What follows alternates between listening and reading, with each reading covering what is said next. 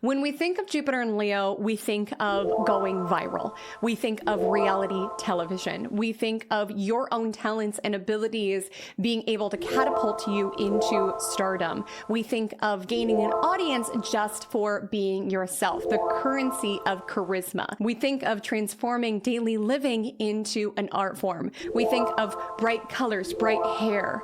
We think of personal branding so magnetic that it calls in individuals effortlessly. We think of overexposure. We think of selfie sticks. We think of low-rise jeans, showing your midriff, and obnoxiously bad tans. We think of the rise of icons, of glorifying certain celebrities, maybe for the talents that they possess, the creative abilities that they shine out, but sometimes just the very art of getting famous for being famous. This is all encapsulated in Jupiter in Leo and what we have seen in the last passes of this particular transit. And furthermore, as we step into Jupiter and Leo from 2026 to 2027, what we can expect to see dominate pop culture, what trends we can see take off. But more importantly, as it relates to your life, how are you going to utilize this particular transit to bolster your personal branding, to put your art out there, to express yourself, to be you, to live a life of joy, to live a life from the heart space? We have a lot to discuss when we talk about Jupiter and Leo and celebrity culture and fame and notoriety, which of course we'll get into, but a lot of times, especially at a time like this, that can feel removed from our daily lives. We are living in quite a transformative time, to say the least.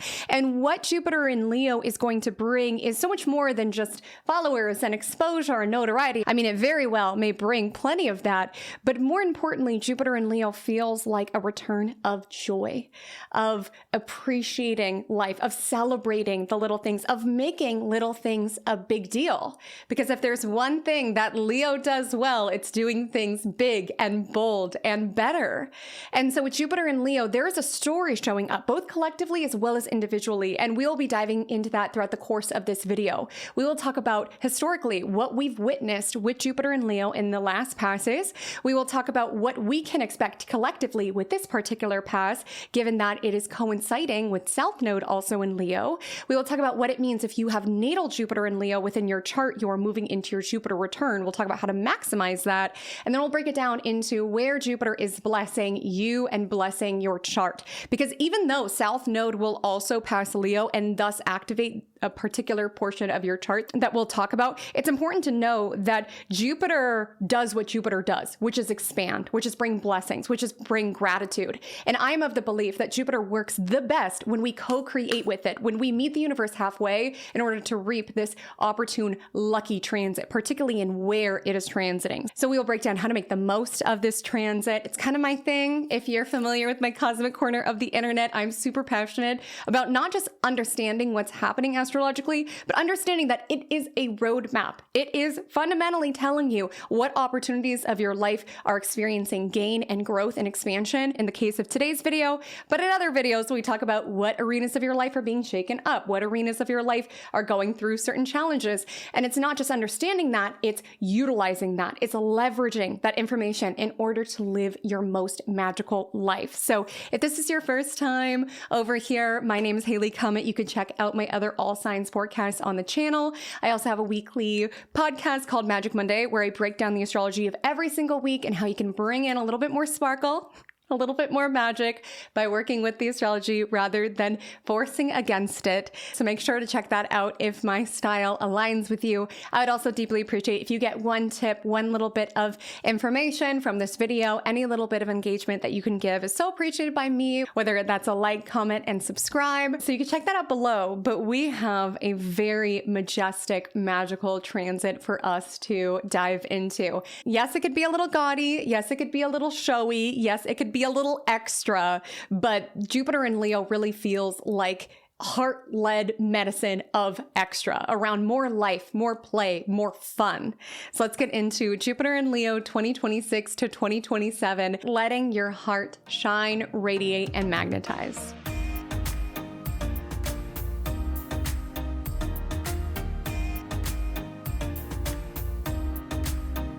When we talk about astrology predictions, yes, we can understand the nuances of Jupiter, the nuances of Leo, but one of the most potent ways to future forecast is to look at the past, look at what transpired last time we experienced this transit. And Jupiter's full revolution is about 12 years. So every 12 years, we experience the same Jupiter transit. Now, there's nuances to this. All of the planets are coinciding. So it's not to say the events and the themes that we will bring up today will be 100% reflected by just Jupiter in Leo. The cosmos is composed of more of just Jupiter. But I pulled some examples in order for you to really dial into the dominant themes and trends that this essentially cycle can have in store. When we look at the last few passes of Jupiter in Leo, it feels like a continuing conversation around visibility, around fame, around who has fame, expanding typical avenues in order to gain fame and notoriety.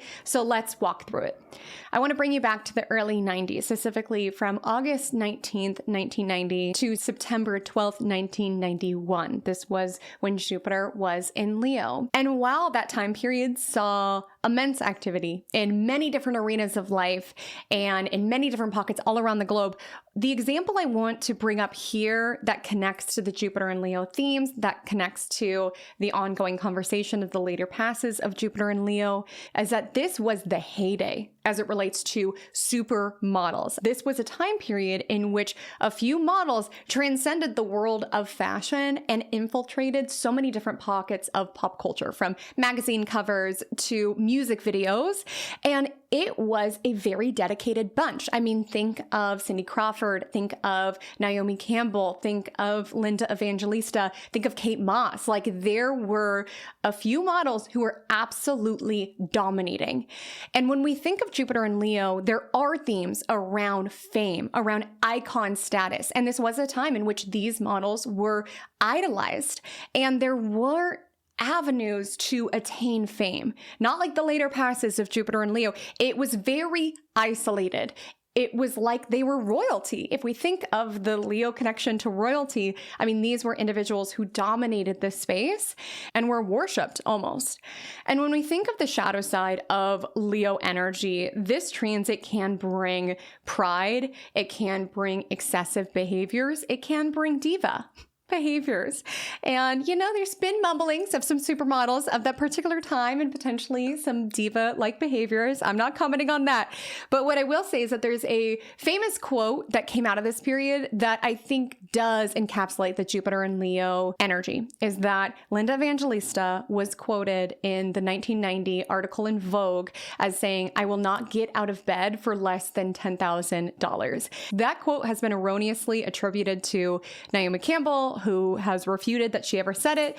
And it kind of encapsulates the spirit of Jupiter in Leo, because Jupiter as a planet can be very excessive. It is a planet that is around abundance, and Leo can be very grandiose. It can be very bougie. It wants the best of the best. Hence the energy around, I won't even get out of bed if it's not for $10,000. And there is benefit in knowing who you are and knowing your worth and knowing the light that you shine out. I mean, these models made all sorts of different companies and musicians, all sorts of money, and they should be paid for that. But with Jupiter and Leo, the shadow side of it is that it can sometimes bring in certain mentalities around feeling better than other people, or even just this energy around, that's below me. Because Leo brings in a lot of themes around royalty, celebrity, people who in many other points in time we have thought as they are better than everybody else. But the interesting thing, and we'll dial into this when we talk about this pass in 2026 and 2027, is that particular energy, while it might be expanded with Jupiter and Leo, people are not going to be swayed and moved as they were before. I do think that there is a dying out as it relates to idol worship and celebrity worship, because with North Node Aquarius, it's around the people. Pluto's also in Aquarius. So it's like, okay, you won't get out of bed for $10,000, or okay, you think that you're better than people. Like, North Node Aquarius is around humanity. And so yes, there is a focus with Jupiter and Leo around being known, being even famous, cultivating fame as a currency. Again, that's just a micro example. I'm not saying that particular comment was right or wrong. I just think Jupiter and Leo can bring about sometimes flex culture, sometimes this energy around look at me, or sometimes just just certain energies around feeling like we are better than other people, or certain things are below them, especially if they have amassed some position of power, royalty, celebrity, something like this. There's more to add on that because it's definitely taking a different shape and form when we talk about 2026, 2027. But let's go to the next Jupiter in Leo pass. This was August 1st, 2002 to August 27th, 2003. And this time saw a lot of very outlandish, gaudy, over the top, nearly choices as it relates to fashion. Think sequins, think low-rise jeans, think showing the midriff, think velour tracksuits. Leo energy does it big. Leo is ruled by the sun. You can't hide the light of the sun. And so we tend to see, in terms of fashion at this time, a move towards outlandish, maximalist, doing it big, bright colors. It's also interesting when we look at this time period, it was very trendy at this time to have very obnoxious suntans, like beyond what would even look realistic. It felt like it was almost on trend at this time to have like these orangey spray tans, or tans that like read as extraordinarily fake, or just being very tanned in general, which definitely can be a focus when we think of this next pass. I mean, Leo governs the sun, so there is this energy around wanting to look sun-kissed, wanting to look bronzed. We definitely can experience this, as well as wanting to show off. When we think of midriff and low-rise and sequins and all of that, there's this energy around, look at me. When we think of brightly colored tracksuits, there is an energy around standing out, not wanting to fit in. And when we think of this particular time, we saw an explosion as it relates to reality television. So now there's a conversation of fame that is evolving from the last pass in the early 90s, where fame and celebrity was very concentrated. There were very traditional media avenues that you had to move through in order to acquire fame as currency. In the early thousands, that began to shift. We started to see more socialites like Paris Hilton pop up on the scene, and it's like being famous for being famous. We started to see more reality shows of people just living their life. You know, Leo energy is art, it is creativity, it's heart space. And with Jupiter in Leo, we also see this energy around all of us wanting to share our lives and share what it is that we're about, and recognizing that our lives are art. Even if we're not the chosen few, the elite, the celebrity, the royal, it's like seeing the art as it relates to our day-to-day lives and seeing opportunities to express ourselves. More on that in the next pass. But we saw that in the early thousands in relation to reality television, where these were just people living their lives, but now it's entertainment. Now they're famous. Think Osbournes, think Anna Nicole Smith's show. We also saw at this time, American Idol debuted. And while it debuted while Jupiter was still in Cancer, in June 2002, the finale of American Idol took place when Jupiter had shifted into Leo. And when we think of when it just exploded in popularity, that was like building to season 2 when Jupiter was in Leo. And the reason I'm mentioning that here is because the arenas to attain celebrity are expanding. That's the very nature of Jupiter, is to expand. And now these are individuals who are being handpicked for their talents and their abilities, and they are on a stage. We see with Jupiter and Leo this energy around being an overnight success and your talent being able to capture a nation, even if you were just living an ordinary life moments before. And I remember, you'll have to let me know if you were also in on it at that time, but I remember being so intense around my favorites and calling them furiously in order to ensure that they got enough votes to move to the next round. And a lot of that does speak to their talents and their abilities, but this was a show that showcased more than that. You know, Jupiter in Leo has a lot to say around charisma as currency, and that's why we saw more people getting famous just for being famous, or just gaining notoriety, even if they didn't have a traditional talent or traditional creativity, because people liked them, because people were interested by them. They're fascinated by them.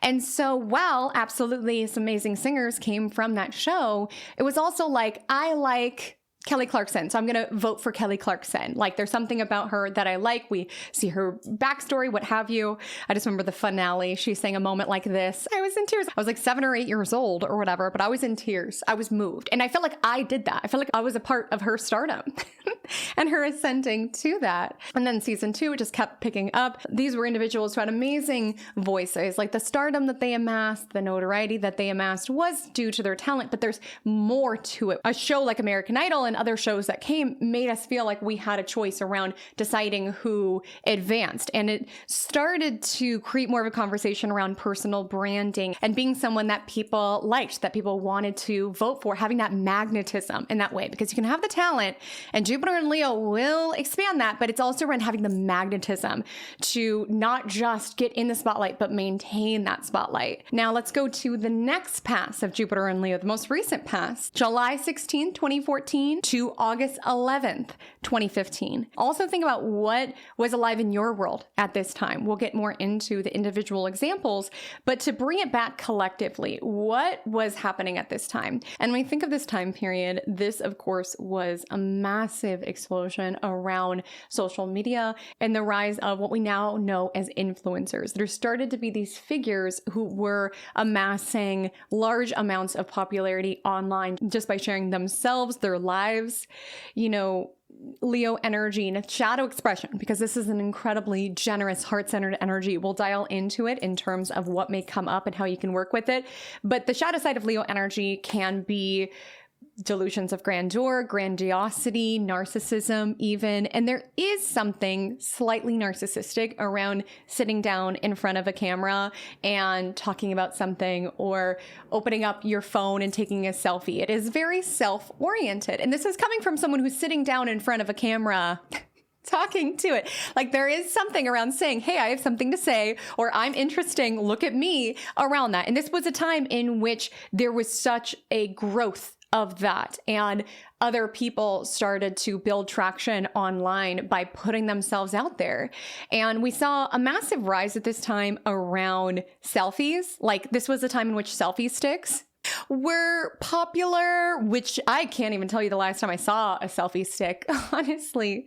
Also, shortly before this transit was officially underway, we had the incredibly viral selfie at the Oscars, I believe. It was on an award show and it had a bunch of different celebrities. And this was like the most retweeted, the most viral photo. So much so that we actually talked about it within my social media class when I was in college, 2 years after this selfie was taken. And even the fact that social media at this time was part of the coursework, like, is also Jupiter and Leo, and kind of the expansion of that around understanding that social media created less bounds around who could gain access to fame, who could gain access to visibility. Also, this was a time of Snapchat, and a major feature of Snapchat, especially at that time, at least the building of it was during this time, was the filters. I mean, the dog filter, the flower crown filter. It was like a movement, and people were taking way more photos of themselves than they ever had before. It was like a moment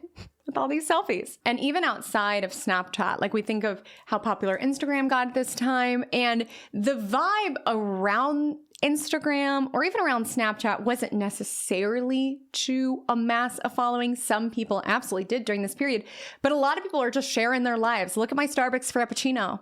Look at this. Look at me with this filter on, whatever it is. You know, there was an energy around standing out, and that also really reflected in makeup choices at the time. This was a time around really over the top makeup. Like, think Instagram brows, think really intense lips. You know, a case study of Jupiter and Leo at this time is Kylie Jenner. This was like her peak King Kylie era. She would post all of the time on Snapchat. She was like the first person that I followed on Snapchat that I thought of as like an influencer. And she would just be like chilling by the pool, listening to different music, posting selfies of herself, whatever it is. And she gained a lot of buzz during this time because people are like, does she have lip fillers? And she used that traction to then launch her lip kits. But she kind of drove this movement around the really matte, like liquid lip trend was a time at this. I feel like a lot of people were doing like major eyeshadow looks,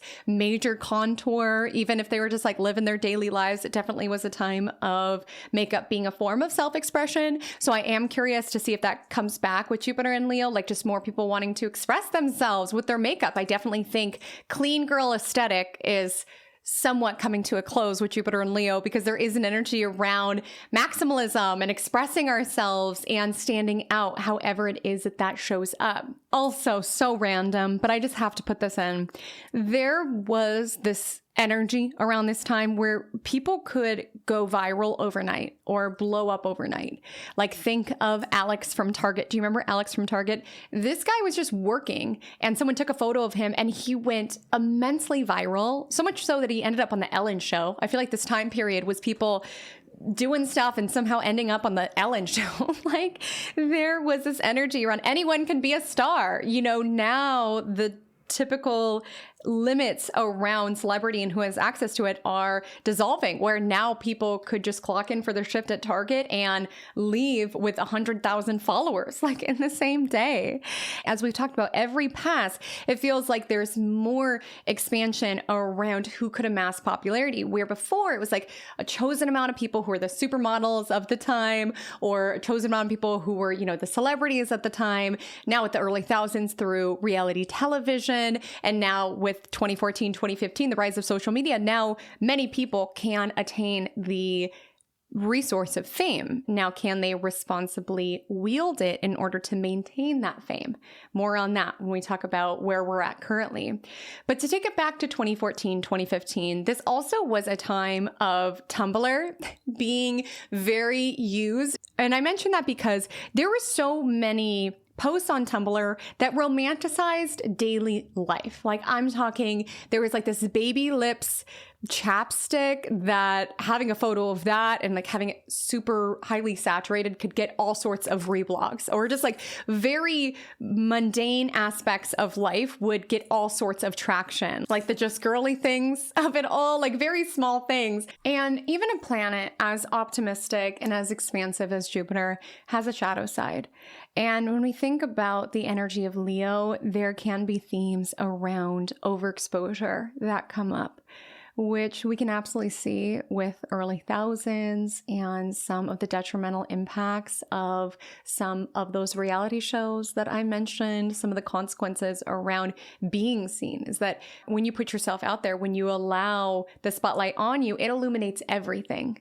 And people have lots to say about those who are in the spotlight. And so with Jupiter and Leo, it also could bring up themes around overexposure, certain things being put out there without sometimes even our consent, which we also see with the 2014, 2015 passive Jupiter in Leo and the unfortunate leaking of all sorts of private, intimate material of all sorts of celebrities.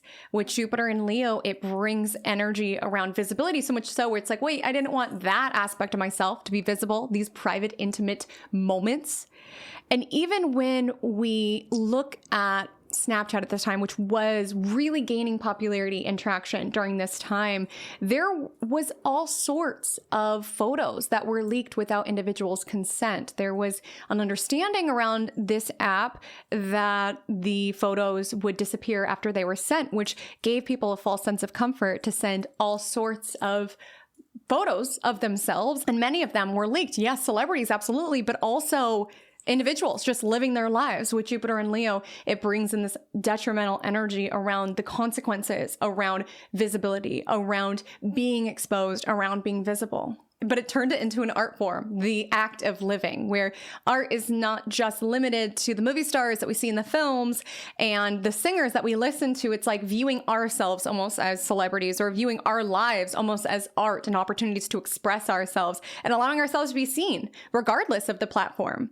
And trend-wise, there was a lot around expression, whether that showed up around kind of like hipster expressions. Again, Leo energy brings up a lot around branding, around wanting to stand out. And so So with Jupiter and Leo, we tend to see trends around, I'm not going to fit in, I'm here to stand out, whether that's, sequins and low rise, whether that's mustaches for some reason were really big in 2014, 2015, as well as flannels around the waist. And also at this time, this was like peak BuzzFeed era. And I bring that up because BuzzFeed at this time, there were a lot of personality quizzes. Leo energy can be very self-full. I don't want to say selfish because I don't think it's a bad thing to be self-possessed and to really dial into who you are and shine that light out. I don't think it's a negative thing, but it was a time in which it's like, ooh, which ice cream flavor would I be? Another trend that we've witnessed with past Jupiter and Leo transits is an emphasis on hair, especially as a conduit for self-expression. Leo in astrology governs the hair. Leo is the lion. Hair is our mane. Leo is an archetype of royalty. Hair is our crown. And we tend to see in terms of fashion and trends an emphasis on hair. Think of the 2002-2003 pass. There was a major focus on hair accessories, different things that accentuate the hair. And there's many trends around hair. Do you remember that zigzag hair part? Trends of that time? There were all sorts of ways that individuals used their hair as a way to express themselves. And in the 2002-2003 pass, it was very popular and on trend to have these really like chunky highlights or lowlights even that accentuate the hair, as well as at this time, it was very trendy to have sleek, straight hair, like straightening one's hair to oblivion, just emphasizing the hair altogether. With the 2014-2015 pass, there was an emphasis on colored hair. It felt like that was a trend at that time. It'll be interesting to see how individuals are expressing themselves via their hair with this Jupiter and Leo pass. I'm curious if there's going to be a trend towards like big hair, like lion's mane hair, like teasing hair, big dramatic curls, just something to noodle on. That's not necessarily the case with every Jupiter and Leo transit. As we covered, early thousands saw a trend of very sleek, straight hair. So it'll just be interesting to see which hairstyles are popular with Jupiter and Leo and how people feel called to express themselves via their hair. And so when we talk about this, I'm not saying all of these things are coming back, that we're all going to have really overlined lips and matte liquid lipstick shades, and that we're all going to get obnoxiously orange tans. I'm not saying we're going to go back to this idolizing of certain supermodels or certain like global superstars that we saw in the early 90s. I'm not saying it's going to be a repeat of this.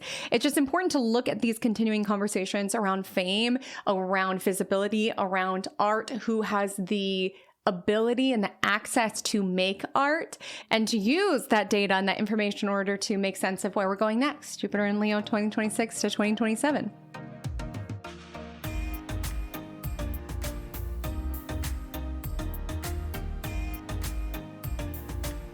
Jupiter will transit Leo from June 30th, 2026 until July 26th, 2027. And when we think of Jupiter's transit through Leo, it expands all of these beautiful Leo themes. It is as a transit peregrine, which means that it's not dignified, it's not undignified, it's just neutral. But ultimately, these Leo themes are being expanded. And like we talked about in some of the shadow sides of what we've seen in the past, sometimes the energy is expanded for better and for worse, where yes, it can expand fame and visibility, but also expand overexposure, also expand attachment on that applause or on that validation coming in. And Jupiter in Leo as a transit is ultimately neutral. It's not dignified, it's not undignified, it is neutral, and it's expanding all of these wonderful themes of Leo. Leo governs the heart space, and Leo in its highest expression is around following your heart, following your passions, following what lights you up. And with Jupiter and Leo, when you follow that and let go of what your heart no longer beats for, that's going to be important with South Node in Leo, all sorts of doors can open. All sorts of opportunities will come your way. When we think of some of the examples we talked about from American Idol, these are individuals who put themselves out there, got an opportunity of a lifetime, and many of them utilized it in order to make their dreams come true. And what got them in the door was that genuine love of passion, or what I would imagine. Got many people in the door. As well as when we think of the rise of social media, just people creating things that they liked and expressing themselves and being able to gain access to certain opportunities because of that. During this transit, it is so important to listen to what your heart says. Like, tell me, princess, when's the last time you let your heart decide? Like, that is the vibe with Jupiter and Leo, is following your heart, following what it beats for, and releasing what is no longer aligned, what is no longer you even. With Jupiter and Leo, there's an energy around, I've got to be me. Think about this transit also coinciding with Saturn and Neptune in Aries. Like, if something does not feel authentic, if it feels forced during this transit, it's going to expand that. It's really going to explore that. There also can be a rise at this time around performative energy. Like Leo and its shadow expression can be very, look at me, look at me. It's an energy that's very connected to pride. Like if we even think of the heart space, if we're feeling proud of ourselves, our body language tends to reflect that. If we're feeling a little nervous, we tend to kind of cave inward. And so with Jupiter and Leo, there can be an energy around being very attached to image, very attached to how something looks. And with Jupiter and Leo, it's remembering the heart of it. Or sometimes if you are a creator, sometimes the image that you create as a byproduct is just following your heart. Sometimes that eclipses your art, where now you have this image, now you have this fan base, and now you got to give the people what they want. And sometimes that can conflict with what it is that you genuinely want to make and share and create. And so with Jupiter and Leo and its shadow expression, it can represent individuals who get overly attached to how something looks without their heart being in it. It could bring about performative energy, people who do things because they want to be seen in a certain way. But the thing is, with Jupiter and Leo happening with these Aries transits, I genuinely feel like we're moving into a period in which there's heightened discernment, like being able to tell when someone's faking the funk, as well as tuning into people, whether that's influencers, content creators, celebrities, or even coworkers, family members who exist, who feed off attention, who need the attention. Because Leo in its highest expression is stepping into our greatness, and from that greatness, being able to inspire others. Like Leo is an incredibly generous sign. Think about how generous the sun is, their ruler. The sun warms all of us, and it doesn't take away from its own glow, its own radiance. This is the highest form of Jupiter and Leo, shining your light and using that to warm, uplift, and inspire others. And Jupiter and Leo in its highest expression is stepping into your greatness and knowing that when you do, you inspire others to step into theirs. Leo is an incredibly generous sign. Think how generous their ruler is, the sun is. The sun warms all of us and maintains its own radiance and warmth as it does so. We don't do anyone a favor, least of all ourselves, when we dim our light, when we suppress our talents, when we are overly humble around our abilities. Sometimes stepping into your greatness inspires other people to know what's possible for themselves. Like that's the highest form of Leo energy. And I know so many Leos within my life who exemplify this, where a lot of times they'll get a rap for being individuals where it's like me all of the time. But Leo energy in its highest expression is when I step into my greatness, when I step into my gifts and my radiance. From that space, I'm able to inspire. From that space, I'm able to make a difference. From that space, I'm able to cheerlead you, hype you up as well, to step into yours. This is going to be a period in which we're all being asked to step into our radiance, step into our strength, step into our power, step into our gifts and shine them out, especially if they're unique. This is a time to understand that opportunities come towards the confident. Fortune favors the visible when it comes to Jupiter and Leo. So this is a time to put yourself out there, but it's not putting yourself out there through the hollowness of performance and applause. Because what you will find at this time is individuals who are addicted to visibility, fame, applause, validation.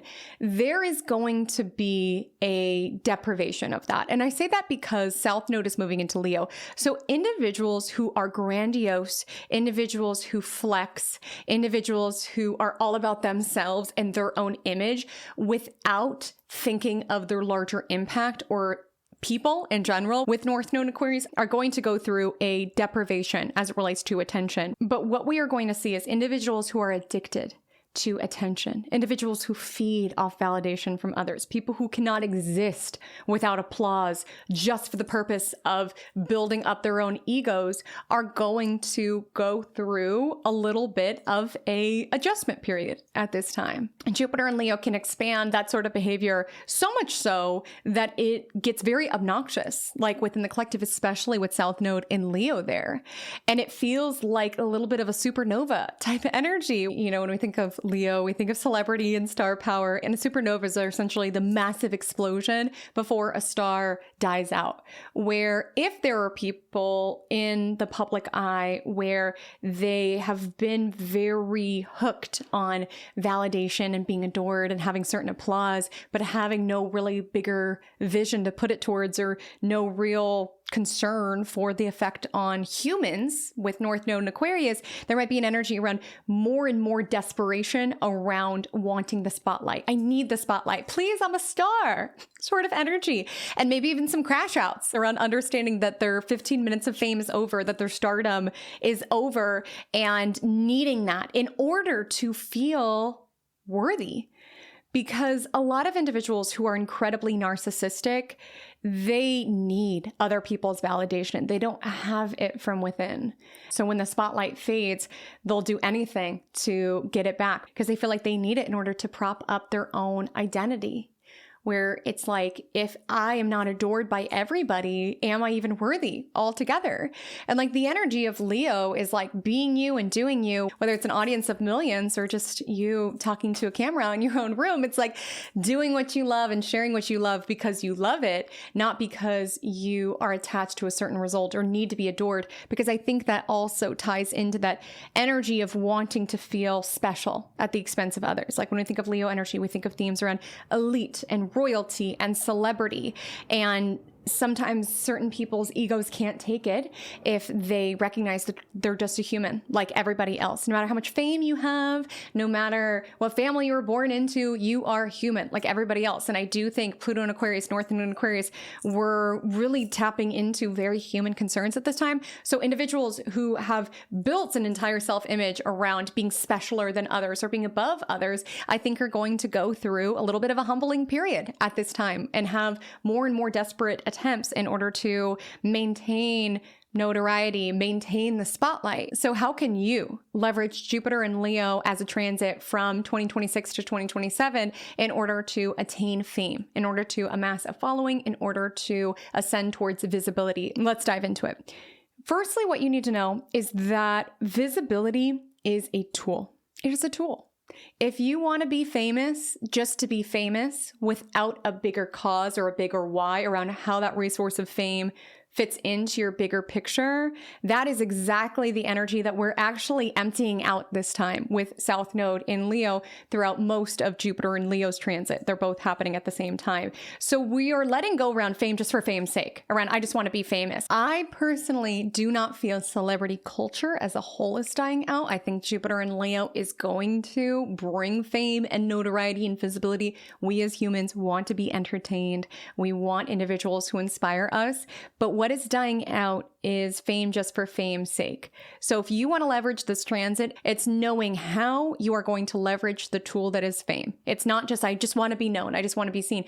How does that factor into your why? How does that factor into the impact that you want to have? How does that factor into how you want to help other humans? Those are the individuals that are going to succeed at this time, are the individuals who leverage being seen as a tool to put towards a bigger cause. It's not enough to just want to be famous. It's tuning into how would fame help me, or even just visibility, being seen altogether. Because what fame is also is an amplifier. It amplifies everything. And sometimes we feel like, well, if I was famous, if I was successful, if I was well known, then I wouldn't be insecure about this. I wouldn't feel this sort of way. But what it does is it just amplifies everything that was already there, which is why with Jupiter and Leo, we see these overnight sensations. We see these individuals who blow up on social media. We see these individuals who gain a massive following from the reality television and showing the ins and outs of their lives, but it expands everything. And we've seen time and time again individuals who have gained fame and then not thought they were better than other people, like amplifying underlying superiority complexes. We've seen people who have gotten famous and it's amplifying stuff that they were trying to run away from, that they thought fame was going to fix. It's knowing that fame is the amplifier, and especially with Jupiter and Leo, it's like really tuning into what in my life do I want to expose? Because sometimes we see with Jupiter and Leo themes around overexposure. And you might be listening to this and you're like, Haley Comet, I'm not trying to be a celebrity, nothing like that. I just want my candle business to get some traction. I just want my art to start selling. The sort of creations that are going to do very well during this time are ones that are very authentic to you, ones that are very around the magic that is you. This is not the energy to bite off of other people. People are going to be able to sniff that out. Especially with this and the Aries placements and North Node shifting into Aquarius, this is a time to be creative, to have and wield influence, which sometimes the shadow side of being someone who is influential, whether that's in your candle business, whether that's within your art show, is people will bite off of you. They will copy you, and that can be very frustrating. But with Jupiter and Leo, it's starting to see yourself as the creator that you are. And if you put your heart into something, if somebody else bites it, it's going to be missing a vital ingredient. As frustrating as it can be, I get it. With Jupiter and Leo, it's knowing that sometimes that is the byproduct of being someone who innovates, of being someone who does things differently.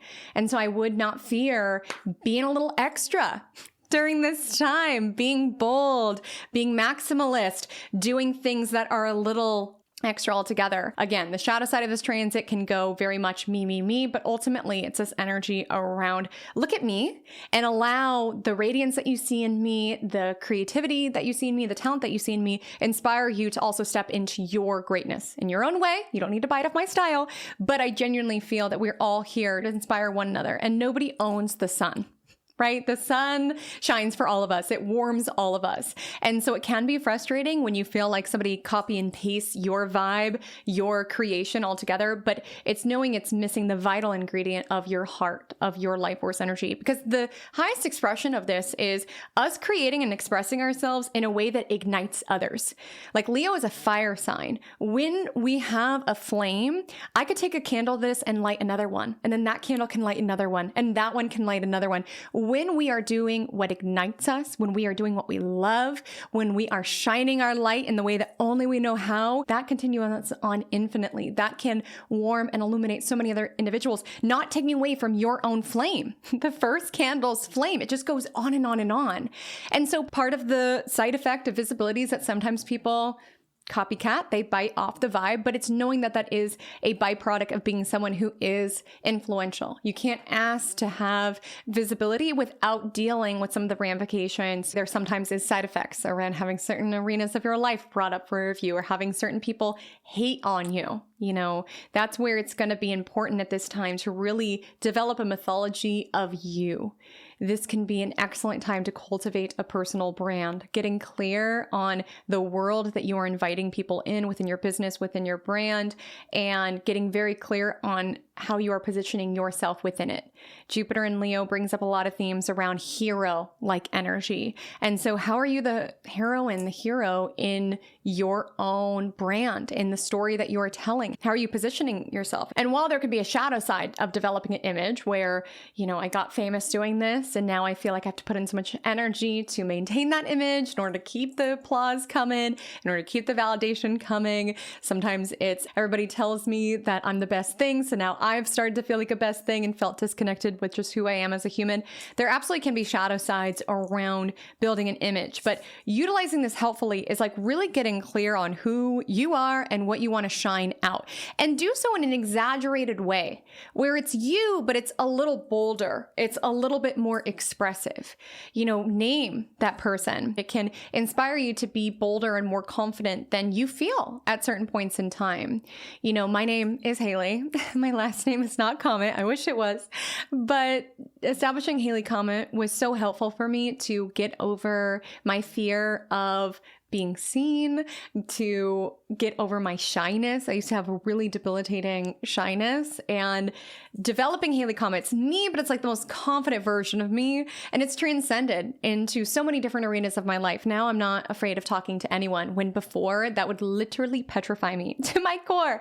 Like sometimes developing an image brings out what was always there, but we were like scared to fully own.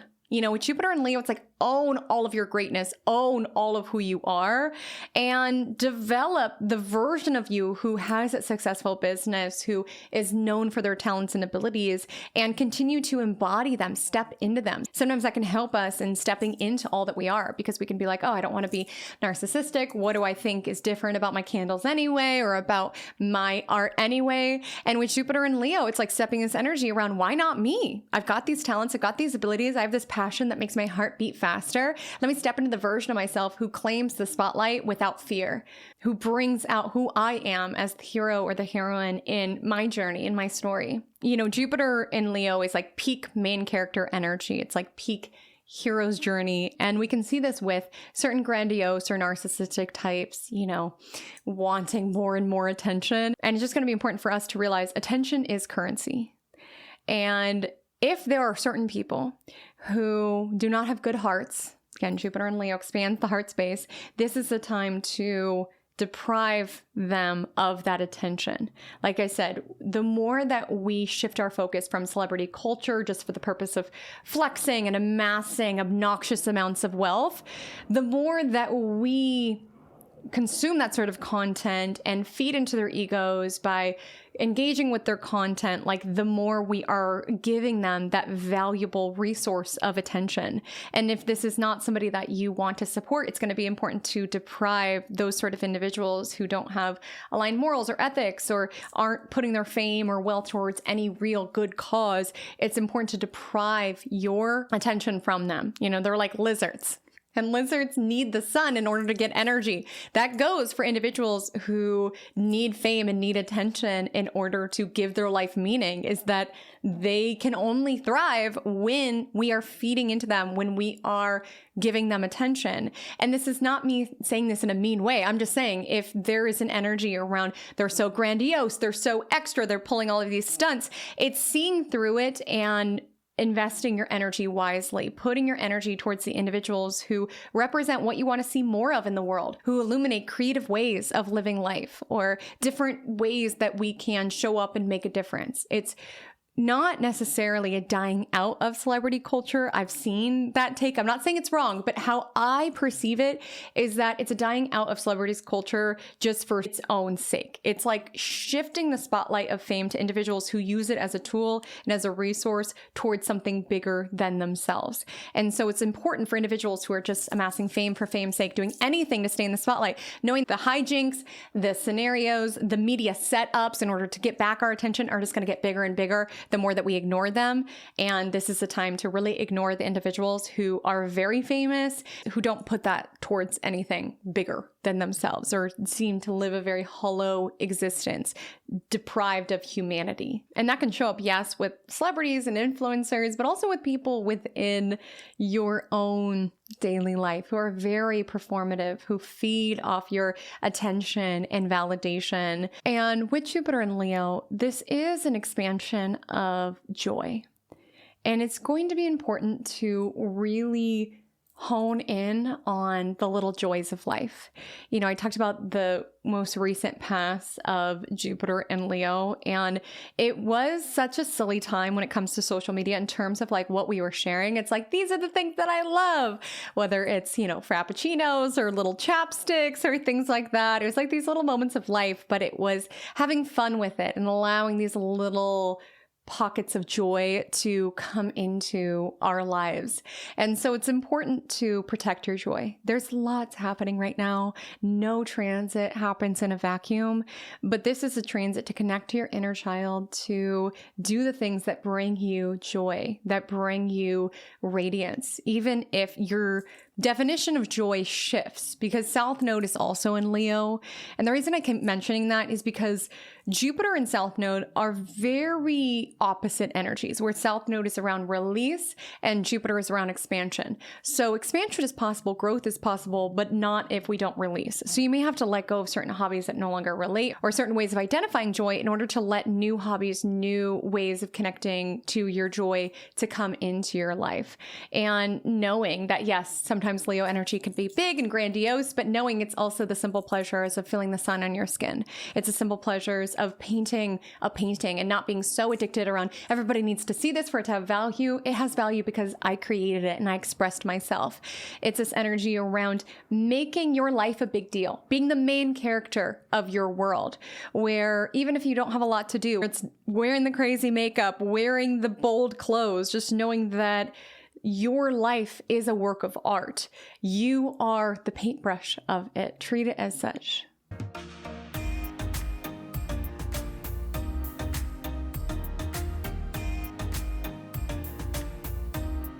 If you have your natal Jupiter in Leo, you lucky duck, you are stepping into your Jupiter return, which, to put it simply, is an extra lucky year. You can think about it. The luck or the doors that open or the opportunities that come your way will be the most accentuated when transiting Jupiter in Leo returns to the exact same degree that you have Jupiter in Leo within your chart. And it won't necessarily be luck in every arena of life. Your blessings will be particularly concentrated towards the house that you have Jupiter in Leo within. And what's important to note with Jupiter energy and with Jupiter return altogether is, yes, it's lucky. Yes, it's opportune. Yes, things that could have felt hard may flow your way with relative ease at this time. You can experience an influx of confidence. You can get the courage to share your talents, share your abilities, step into your leadership at this time, step into all of that goodness that you have within your chart having Jupiter in Leo. If you've been scared of your gifts, scared of your abilities, hiding your talents away, this is a time to let them shine. That is how you attract blessings to you at this time. You must put yourself out there. You must allow yourself to be seen. Think of the sun. It shines its light and the planets revolve around it. You have to step into the gravitational force of your own abilities, of your own leadership, of your own visibility in order to reap the most prosperous blessings at this time. And Jupiter is a lucky transit, but you have to meet the energy halfway. If you stay inside, you don't sharpen your singing abilities, you don't go for that promotion, you likely will feel underwhelmed by your Jupiter return in Leo. Knowing this energy is building, meet that energy halfway. Tap into your inner lioness, your inner lion, your inner leader, your inner creative, and allow yourself to be seen at this time. Because the gifts of Jupiter return is that things just flow easier, or you're in the right place at the right time. And blessings will come to those who are visible, who put themselves out there, who are bold, confident, and courageous. And so stepping into that energy will call in more blessings your way, more abundance your way. And yes, Leo is around visibility and creativity and leadership. I also want to mention that this can be a time of really connecting with your inner child.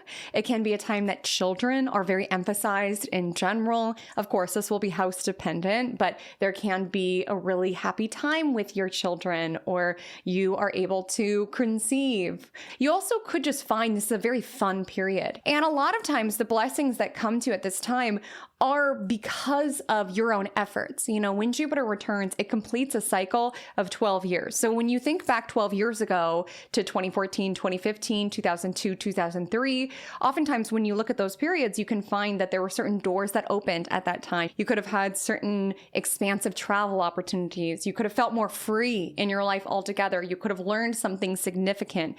This is a road opening sort of transit and sort of influence. And so there can be something that you've been working on for the past 12 years, or a certain cycle that you've been in where you reap the fruits of that effort or of that labor. If you've been honing your craft and putting yourself out there, this could be a time in which you get seen, you get notoriety, but it's important to meet this energy halfway. And to also know that luck, Jupiter, and life altogether. Sometimes it comes up in these major ways, like, oh my goodness, I won the lottery and I met my soulmate and all of this. But a lot of times it flows to us in much more simple, but still very profound ways. Your Jupiter return in Leo can simply be a time that you are having more fun, that you are expressing yourself more, that you are more confident, that you recognize how it is that you are keeping yourself from certain opportunities out of fear of being seen. Like, this could be a time that you start posting on social media just because it's fun, where before you had a lot of fear around doing so. This could be a time that you decide to go on the trip and roll in the course. Like, why not me? Channeling and chiseling your inner main character energy. Jupiter as a planet can represent freedom, expansion. And so where before there could have been limitations around, could I possibly, am I good enough? Am I worthy? Now you can experience an energy of openness to putting yourself out there, as well as enjoying what life has to offer. Leo energy is very fun. It's very joyous. It finds opportunities to celebrate the little things. So this could be a season of life in which you're like, I'm not going to wait to open the nice bottle of champagne or to wear the sequin dress. I want to live my life now. I want to make little things a big deal. I want to celebrate. I want to say yes to the trip. I want to live life and have fun living life. And so, yeah, some of you can experience more notoriety, more visibility, a promotion, a more creatively fertile period can also be very relevant here. But some of you might just be giving yourself permission to live life, to have fun, to go in the spaces that you were scared to go before because you're like, who am I to do this and that? With Jupiter and Leo returning, it's like, who am I not to? I'm the main character of my world and I'm waiting to live. I'm waiting for somebody else to give me permission to go after what I want. I'm waiting for somebody else to tell me that my art has validity to start posting it. Like, absolutely not. And this can be a time that you are the most magnetic when you are having fun. When it comes to having fun, enjoying our life, keeping that joy and radiance alive, it really is a cheat code. Things flow to you easier when you are having fun, especially with the way that your chart is set up with Jupiter in Leo. Have fun. And you may find that other arenas of your life tend to go better the more that you are having fun, the more that you are enjoying yourself, the more that you are expressing yourself. You could take risks with your style. You could start posting on social media. You could do things where before you were scared. You could be terrified to take the fitness class, and by the end of this transit, be the one who sets up front row in the mirror because you're so confident with what it is that you've built up to this point. This is a road opening transit for you, but it's knowing that those roads are opening the more that you embody yourself, embody your joy, your radiance, your confidence. That is how the roads open for you and opportunities flow in.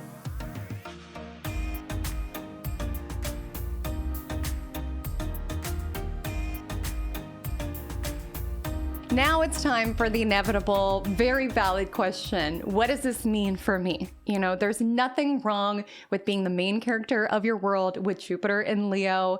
It's an energy that requires you to be self-full, not selfish, that has a negative connotation, but just embodying your role as the main character of your universe, as the protagonist of your universe. So obviously there is a question around, what does this transit mean for me? What sort of blessings could flow into my world? I firstly would just encourage you to think about the last Jupiter in Leo passes. Some of you may not have been on the planet quite yet, or you're very small for some of those passes, but thinking about what was dominant within your world. Again, we are continually writing a new story. We have all sorts of different transits that are happening now, so I am not implying it's going to be an utter repeat of those seasons of your life, but sometimes you can clock the similar themes that weave into your world around, oh, I was going to uni and now I'm taking this certification class. Like, there's a theme here, or this was a time that I started taking this hobby really seriously, and now I'm expanding my business that I've created from said hobby. Sometimes there's a linked story, or at least you could just recognize, oh, this was an arena of my life that was going well. There were some opportunities that came towards me at this time. Using your own personal history can be a really powerful way to make sense of what Jupiter and Leo have in store for you. That being said, Jupiter and Leo 2026 to 2027 will likely differ in many key ways based on some other transits that are happening now. And this is an influence that is not even for everyone, in that there are individuals who benefit the most from this particular transit. So who will be the luckiest with Jupiter and Leo? As the name would imply, Leos come to the front of the class. Yes, this is your time to shine. And I mean that shine. You are ruled by the sun. This is what you were here to do. A lot of you with Leo placements at this time can experience more doors opening. You can experience more abundant take on life, people being more generous with you, you being more generous with others, stepping into your gifts, stepping into your abilities, allowing yourself to be seen. Even some of you could step into virality, massive popularity, owning your inner celebrity energy and aura. We'll get into this within our all signs reading, but I just want to say that Leo placements are very blessed at this time. I will also mention the fire signs, Aries and Sagittarius, will also experience a lot more blessings from Jupiter in Leo altogether. This is because Jupiter in Leo, throughout its journey in 2026 to 2027, will trine any of your Aries or Sagittarius placements, which brings flow and ease. So you also can benefit from this energy. I will additionally add that from a house perspective, those who are fixed suns or risings may also experience more flow, more blessings, more abundance, more visibility, courtesy of Jupiter in Leo. That would be Leo, obviously, as well as Aquarius, Taurus, and Scorpio. Now, it's important to know that fixed placements will experience a harsh aspect of Jupiter, which Jupiter energy can be too much of a good thing. It can bring excess, overdoing energy. So definitely keep your eye on it if you do have strong fixed placements within your chart. But from a house perspective, this indicates that Jupiter will be transiting through an angular house, so it tends to be a lot more heightened, a lot more emphasized. And even if you are not one of the signs that I listed, or you don't have any prominent placements in the signs that I listed, that does not mean that Jupiter in Leo does not have blessings in store for you, luck in store for you, meaning in store for you. That's the very nature of Jupiter. So we will transition into how you can find your Jupiter in Leo reading throughout the rest of this video. The first option, if you are newer to astrology or you use whole sign house system, what you will do is you will go to the description and you will listen to 2 readings. First and foremost, listen to your rising sign. If you only have time to listen to one, that will be the most accurate take at what is happening within your world throughout the course of this transit. The next reading that you will listen to is your sun sign. This is because I utilize solar houses within my practice. And this is a technique in which we pull the sun into the first house and set up the houses accordingly. That will be what you'll do if you are newer to astrology or you use whole sign house system. The next option is for those of you who use Placidus house system. It's a little bit trickier, but I'll guide you through because you may listen to more readings when we look at where exactly you have Leo degrees within your chart. So you'll listen to your sun sign. Solar houses works in a whole sign house system. So you'll listen to your sun sign, but where it differs from the first strategy is that we'll want to figure out where exactly Leo is within your chart, which house or houses it rules for you. So I will demonstrate an example on screen. I recommend utilizing the tool astro.com. Inputting your birth information, you will get a circle chart that looks like this. You will want to locate the Leo glyph. It looks like this. I'm circling it on screen. Line to line, this denotes the Leo portion of the sky. And when we look towards the inner ring of the chart, we see which houses that section of the sky falls in for your chart. So we see with inner planet Janet here, the sign Leo expands from her first house to her second house. So she would listen to both the first house reading and the second house reading, as Jupiter and Leo will benefit, bless, and expand both of those arenas of her chart. And then, of course, she'll listen to her sun sign reading, which she is a Scorpio sun. Again, solar houses will be less accurate, less emphasized than the rising or the houses that are accentuated, but the solar house themes tend to also influence our experience with the transit. So now that you know exactly which reading or readings to listen to, let's go ahead and transition into Jupiter and Leo, all signs, all houses forecast. If you are a Leo rising, a Leo sun, or you have Leo degrees within the first house, I have a question for you. How does it feel to be God's favorite? How does it feel to know that you are stepping into a divinely blessed, abundant, and visible period? This is a time of blessings. Yes, Jupiter is entering a territory of your chart that also South Node will move through, but there is still massive, abundant blessings coming your way, particularly connected to self, identity, appearance, visibility all together. Jupiter in Leo is about fortune favoring the confident. And you need to, and I mean need, underline need, to put yourself out there at this time. This can be a time that you are incredibly magnetic. I mean, a lot of you are Leos. You're ruled by the sun. The sun shines and things revolve around it. This is a time to be yourself, to own who it is that you are, and to stop hiding. Some of you have been hiding certain abilities, hiding certain talents, whether you're fearful of what people will say about you, whether you don't want to make people uncomfortable by intimidating them, by you stepping into your greatness. This is a time to stop hiding, own who it is that you are, and understand that when you do so, you help others. Sometimes, especially Leos, like you are ruled by the sun shines, the sun warms. And a lot of times Leo placements have internalized fears around shining their light because the sun illuminates. And so a lot of times those with Leo placements, them just being themselves tends to trigger others because it illuminates certain parts of themselves that they are not stepping into, their own greatness that they are not embodying. And the highest vibration of this is like there is enough for everybody to shine their light and to be themselves. But if people feel insecure, they will find you as being too much, too extra.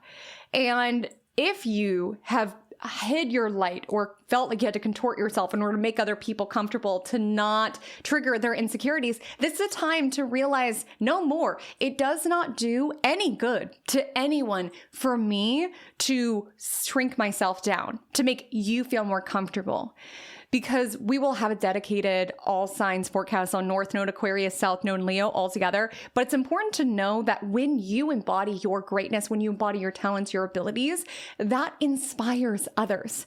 That could lift others up. The very nature of you shrinking yourself down around, I don't want to make them uncomfortable, I don't want to draw too much attention to yourself, just pulls everybody down. Because the highest vibration of how your chart is meant to show up is you fully embodying your greatness and encouraging others to embody their own greatness as well.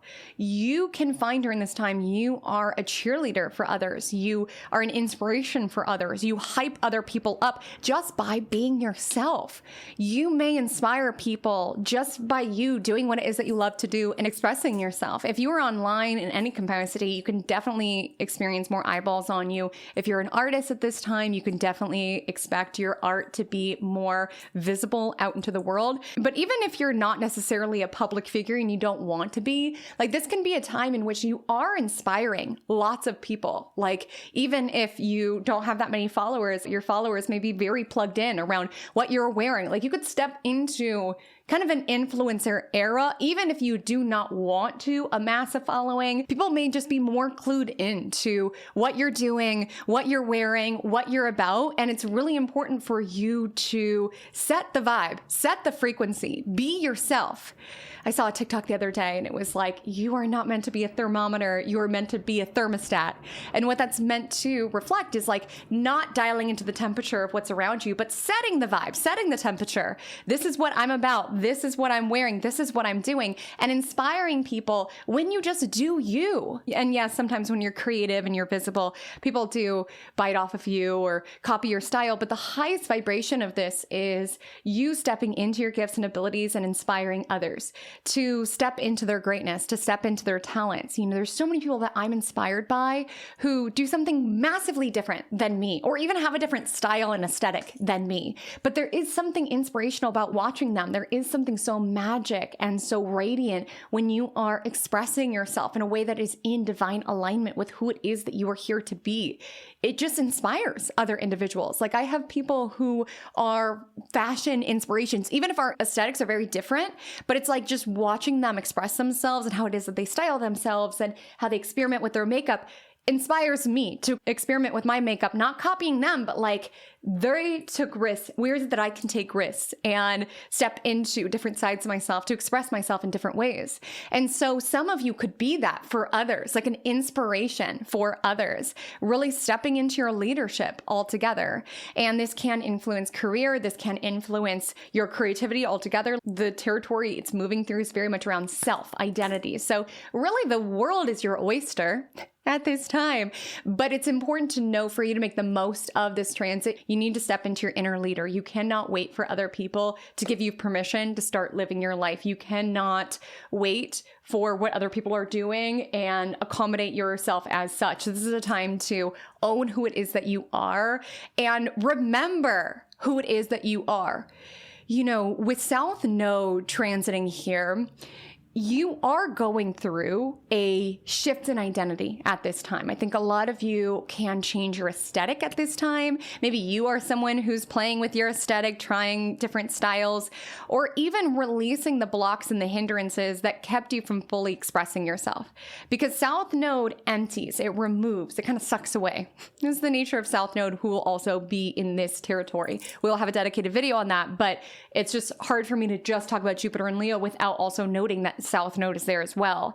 And with South Node, it empties out, it removes. And sometimes South Node in first house can be like, who am I? What am I doing? But I genuinely feel like this will be so helpful for you to remove any blocks, any barriers, any hindrances around how it is that you express yourself and own your talents and own your abilities, around recognizing this was a style of dressing that did not spring from a genuine desire to express myself. It more so was to follow trends or to make other people more comfortable, because wearing what I want to wear made people feel like I was commanding too much attention or being too risque. You know, sometimes for the sake of self-preservation and survival, we will put our sunlight behind a cage.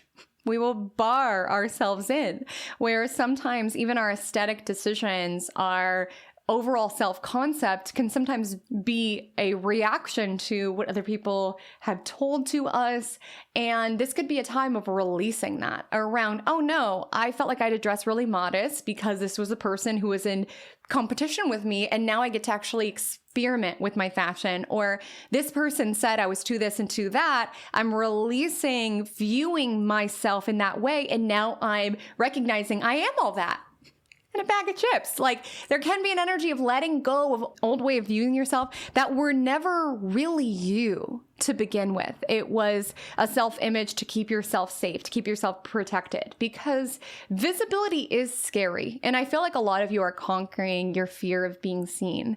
And once you conquer it, once you just embrace being cringe, once you just embrace putting yourself out there, you're like, oh, this is what I was keeping myself barred in. This is what I was afraid of. People from my high school snarking on me like, ooh, so scary.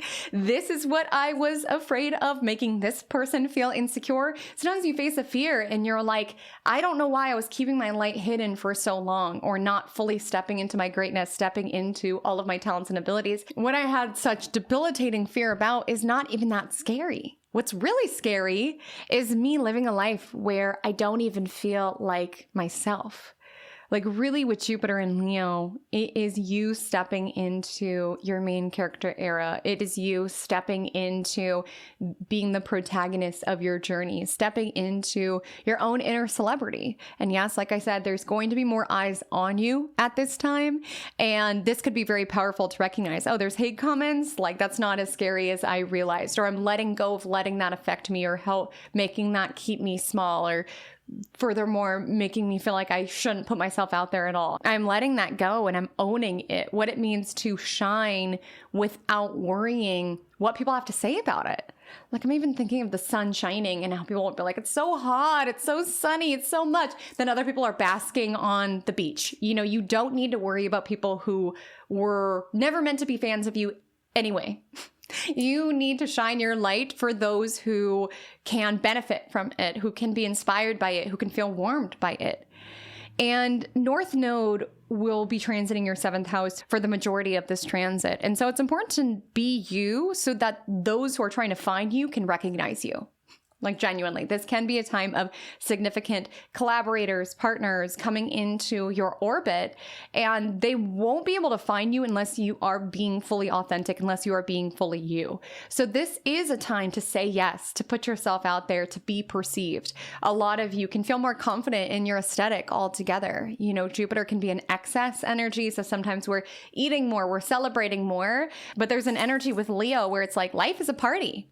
And life is short. Why would we not take any opportunity to celebrate? And I see a very confident era, even if you do gain some weight during this time, or you are a little bit more excessive at this time, you're going to feel really confident in your body, not just how it looks, but how you feel in it. You know, confidence is the most sexy thing of all.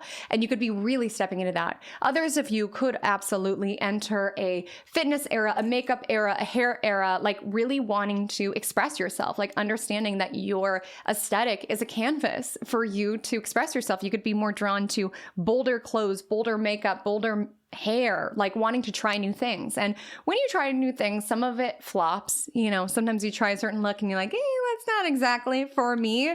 But this is a time to try, to experiment, to recognize that your life is your work of art and you are the paintbrush and your body can be a canvas. At this time, with this being a first house energy.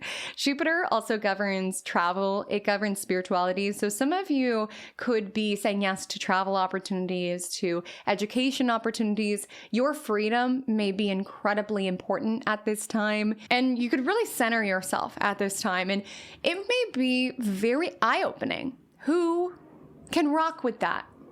You know, sometimes people get a little too comfy in our lives when we are catering to their every whim and fancy and keeping ourselves small for their benefit. And I feel that with Jupiter in Leo in the first house, you're not apologizing for who you are. You're not keeping yourself small. You're not keeping your light hidden.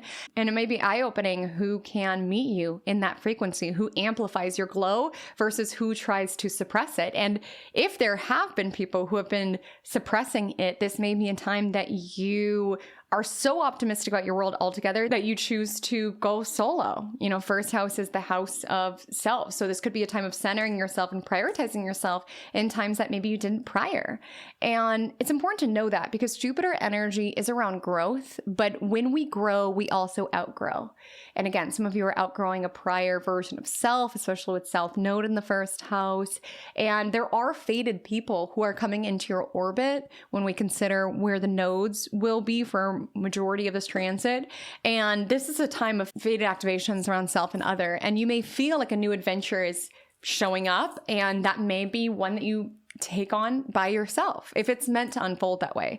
If you are in a significant partnership or relationship, I'm not at all implying this is necessarily a breakup transit, but you may find you're prioritizing more of the things that you want to do, the ways that you want to create and express yourself and travel. You're recognizing I am the main character of my world. And yes, I'm in this partnership, I'm in this connection, but I'm not keeping myself small anymore, especially if I was keeping myself small for somebody else's benefit. If I was keeping my dreams small, my ambitions small, my vision small for the purpose of being in this connection, that will not fly with Jupiter and Leo. If you are a Cancer rising, a Cancer sun, or Jupiter and Leo will transit through your second house at some point of its journey, this message is for you. And the doors that are opening, the luck that is coming in, the opportunities that you are magnetizing in throughout the course of this transit are as follows.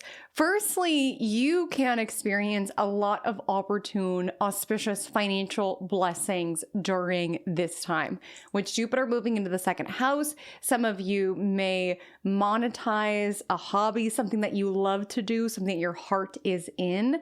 You could step into some sort of leadership position that also calls in money your way. Jupiter and Leo as a transit, you know, it does it big. And with it in your second house, you may find that while your income increases this time, your outgoings can expand as well. You may find that you have more of a champagne taste, or you're more inclined to want to buy the best of the best. You also could be very generous at this time, really wanting to earn resources in order to share, in order to give back even.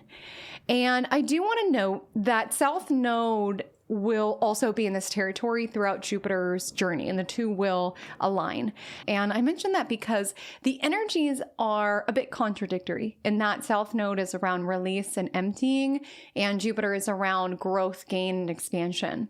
And so both are impacting your finances. So you definitely want to be mindful around being excessively lavish, spending beyond your means at this time. You also just could be feeling like, gosh, it just feels like I'm making more than ever, but it feels like due to other factors that are happening right now, feels like it doesn't go as far.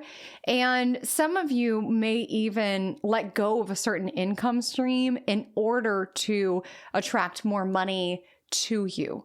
You know, second house, of course, is finances, but Jupiter speaks to abundance altogether. And some of you could make a decision that makes your heart happy, where even if you release a certain stream of income, you ultimately feel more abundant altogether. You have more space to create, to express yourself. You know, when I transitioned from my 9 to 5 to working for myself, all of my expenses actually went down, even though I was living in the same place. It's like the amount of money I spent month to month was so much less because I was doing something that I was fulfilled by. I was doing something that I love. And because of that, I felt less enticed around needing to go out and party or spend money on entertainment or brunches or things like that, because I was just so fulfilled by what I was doing. And I felt so abundant, even though I was like building up my business and I did not have the steadiness of a consistent paycheck. I felt abundant in the heart space. And some of you could have something like that transpire, and you could be setting yourself up in order to increase your income, even if there is a little bit of a leveling off period of such. You know, I would encourage you to follow your heart. Obviously, we live in this physical, tangible world. Money is a resource that is necessary. Again, I don't know your financial situation, so you got to take it case by case. But what I would say is that following your heart at this time can make you lots of money. I genuinely feel like following what makes your heart beat oftentimes opens doors that you didn't even know was possible. So this can be a time around contemplating what makes me happy and how can I earn money in this? I love candle making. How can I sell candles? I love finding secondhand clothing. How is it that I can start selling it? Like there could be something like that that transpires, even if it's something that you are building up or something that you're even investing in for the long term. There can be an energy like that. The second house is also around our self-esteem, you know, how it is that we value ourselves. And so you can maximize your earning potential at this time when you remember who you are. Remembering who you are, stepping into your talent, stepping into your abilities, stepping into your leadership is how you are going to attract and call in more finances to you.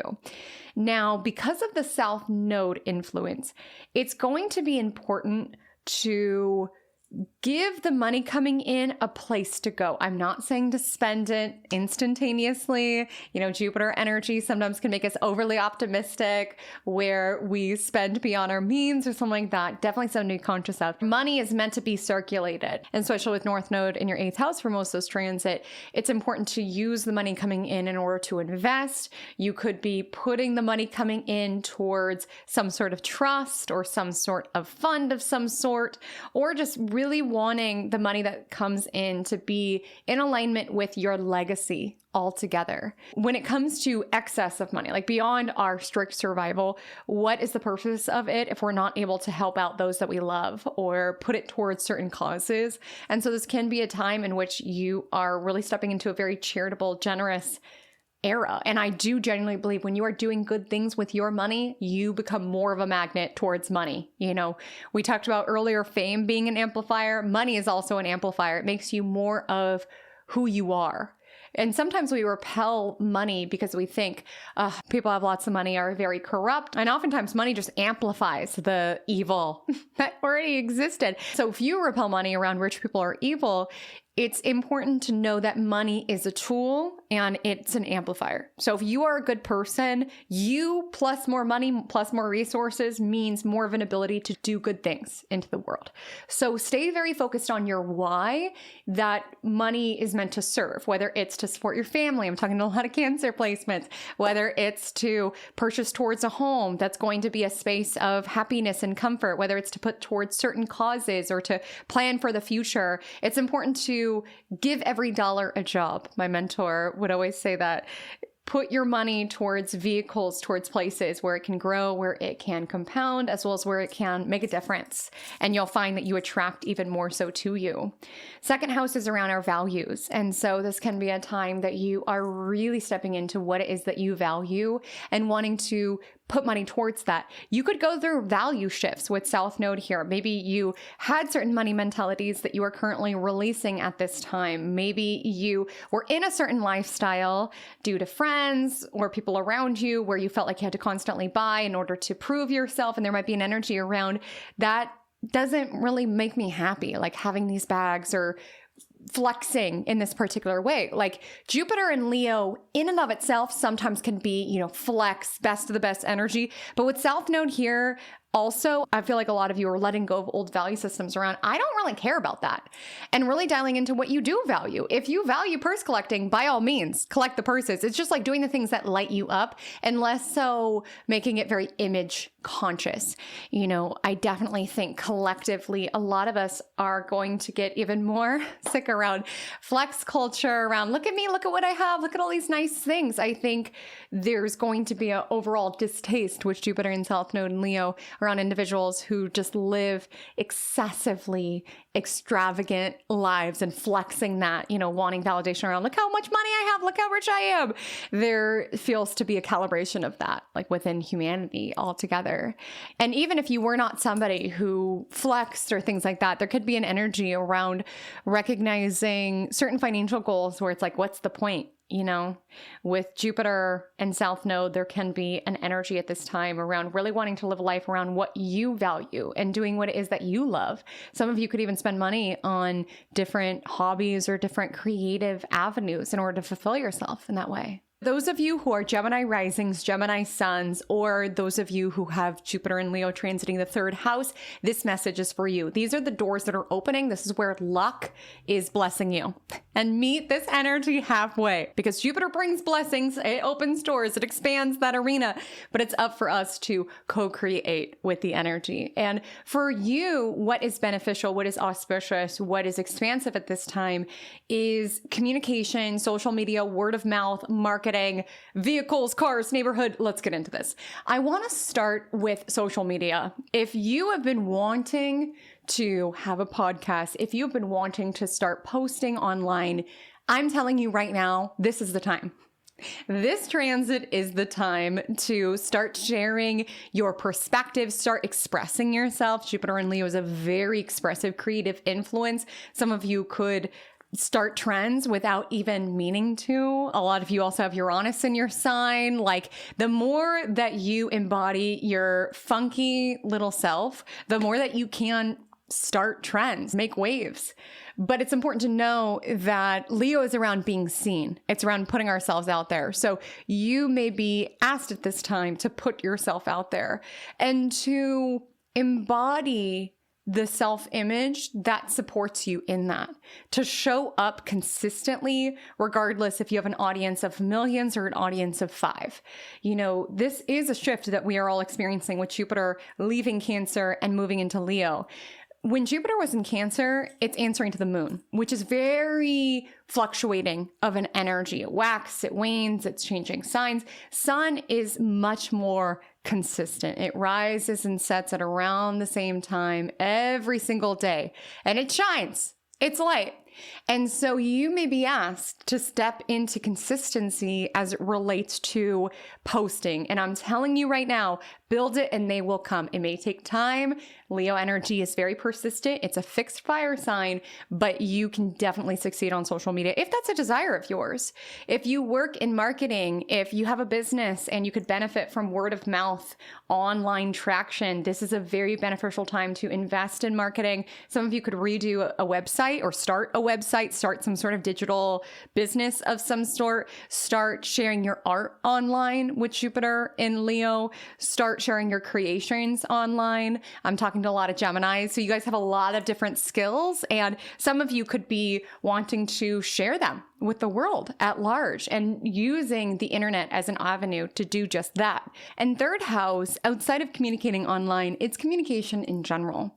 And so some of you can be really finding your voice. You know, Leo is the lion, so some of you could be letting the world hear you roar, maybe on certain global issues, just with North Node in Aquarius likely in your 9th house, or stepping into your voice in order to advocate for what's important for you, in order to stand up for yourself. Like some of you may need to remind people who you are. They might have forgotten.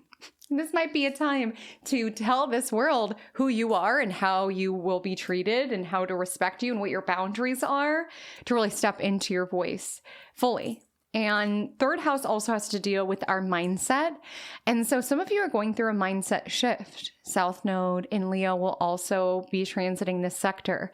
And so some of you are releasing an outdated mindset and experiencing gain from that, where some of you could have had certain programming within around it's the most important thing to always be humble, to never make other people uncomfortable. And Jupiter in Leo is like, F that. Where has that gotten me?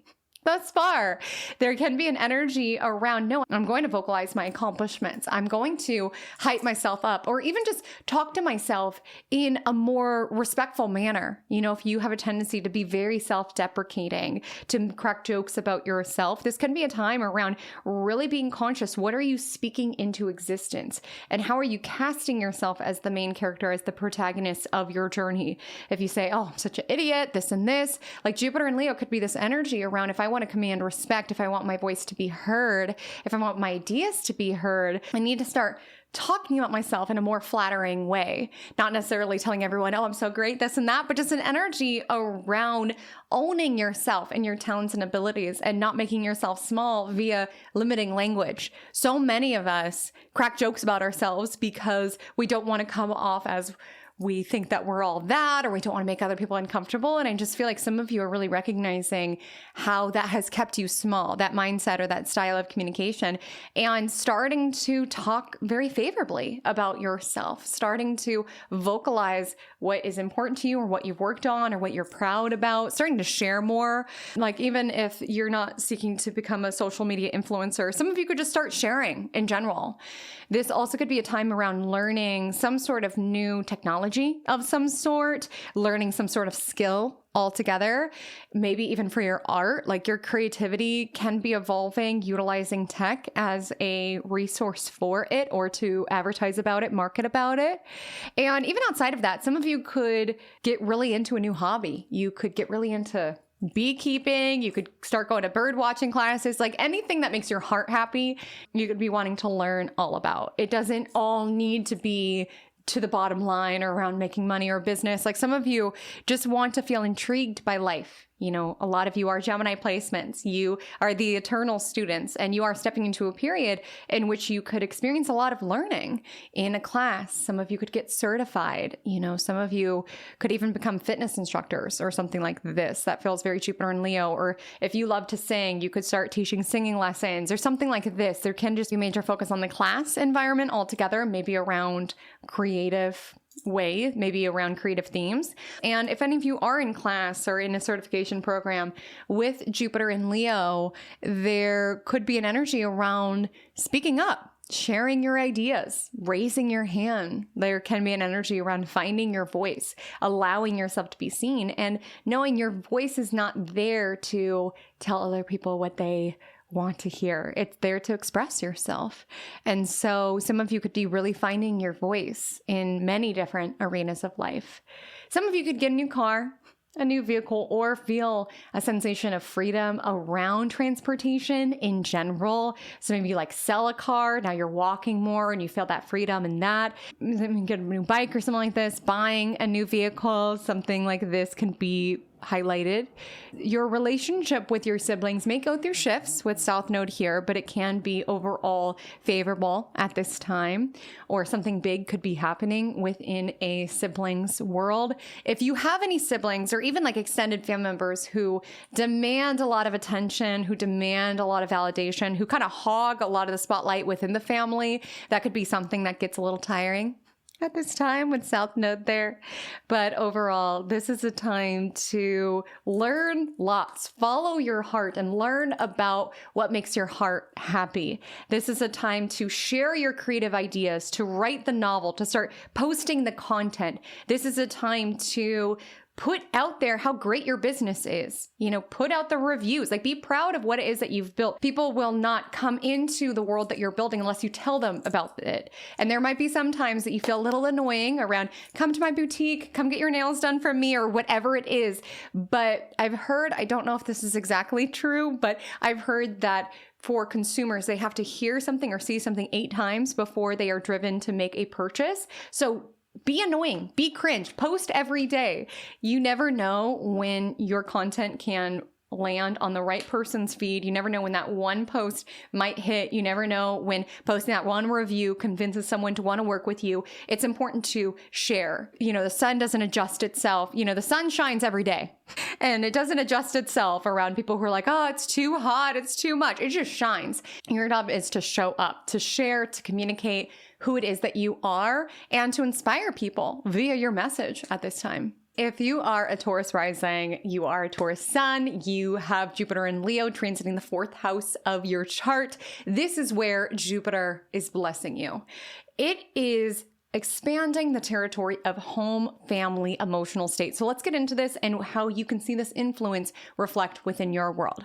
I firstly want to note, some of you could be moving, some of you could be selling a property, and Jupiter is a territory of life that tends to be a bit more smooth. It tends to bring in more ease to the experience. And we do see like a letting go energy because South Node will also be transiting the sector through much of Jupiter in Leo's journey. And so there can be an energy around a certain property that's been hard to sell up to this point, or some that you've been holding on to, that you experience a lot of freedom when you sell it, when you release it. Some of you could be downsizing, or there might have been a certain property that you were having to maintain for your family that you were able to let go of and feeling the ease in that. Some of you could even sell a property in order to purchase a different one with the South Node Jupiter energy within the 4th house. You could overall experience growth and gain within your home sector. So some of you could renovate, you could expand your home in some way, like even add more windows, allow more sunlight to come in with Jupiter and Leo, or move to a space that's breezier, that's more open, that's more sunlit. Can be an energy here. You may be investing more energy around wanting your home to feel like you. If you like maximalist wallpapers and you like bright and bold colors and you like gold fixtures, this could be a time in which you're wanting your home to be a genuine reflection of you. You could be whimsy maxing at this time around, I don't care if people think it's too much, if they think it's gaudy, that I have this cheetah print decor. I like it. It makes me happy every time I look at it. I just feel like a lot of you are wanting to live in an environment that makes you happy, that brings joy.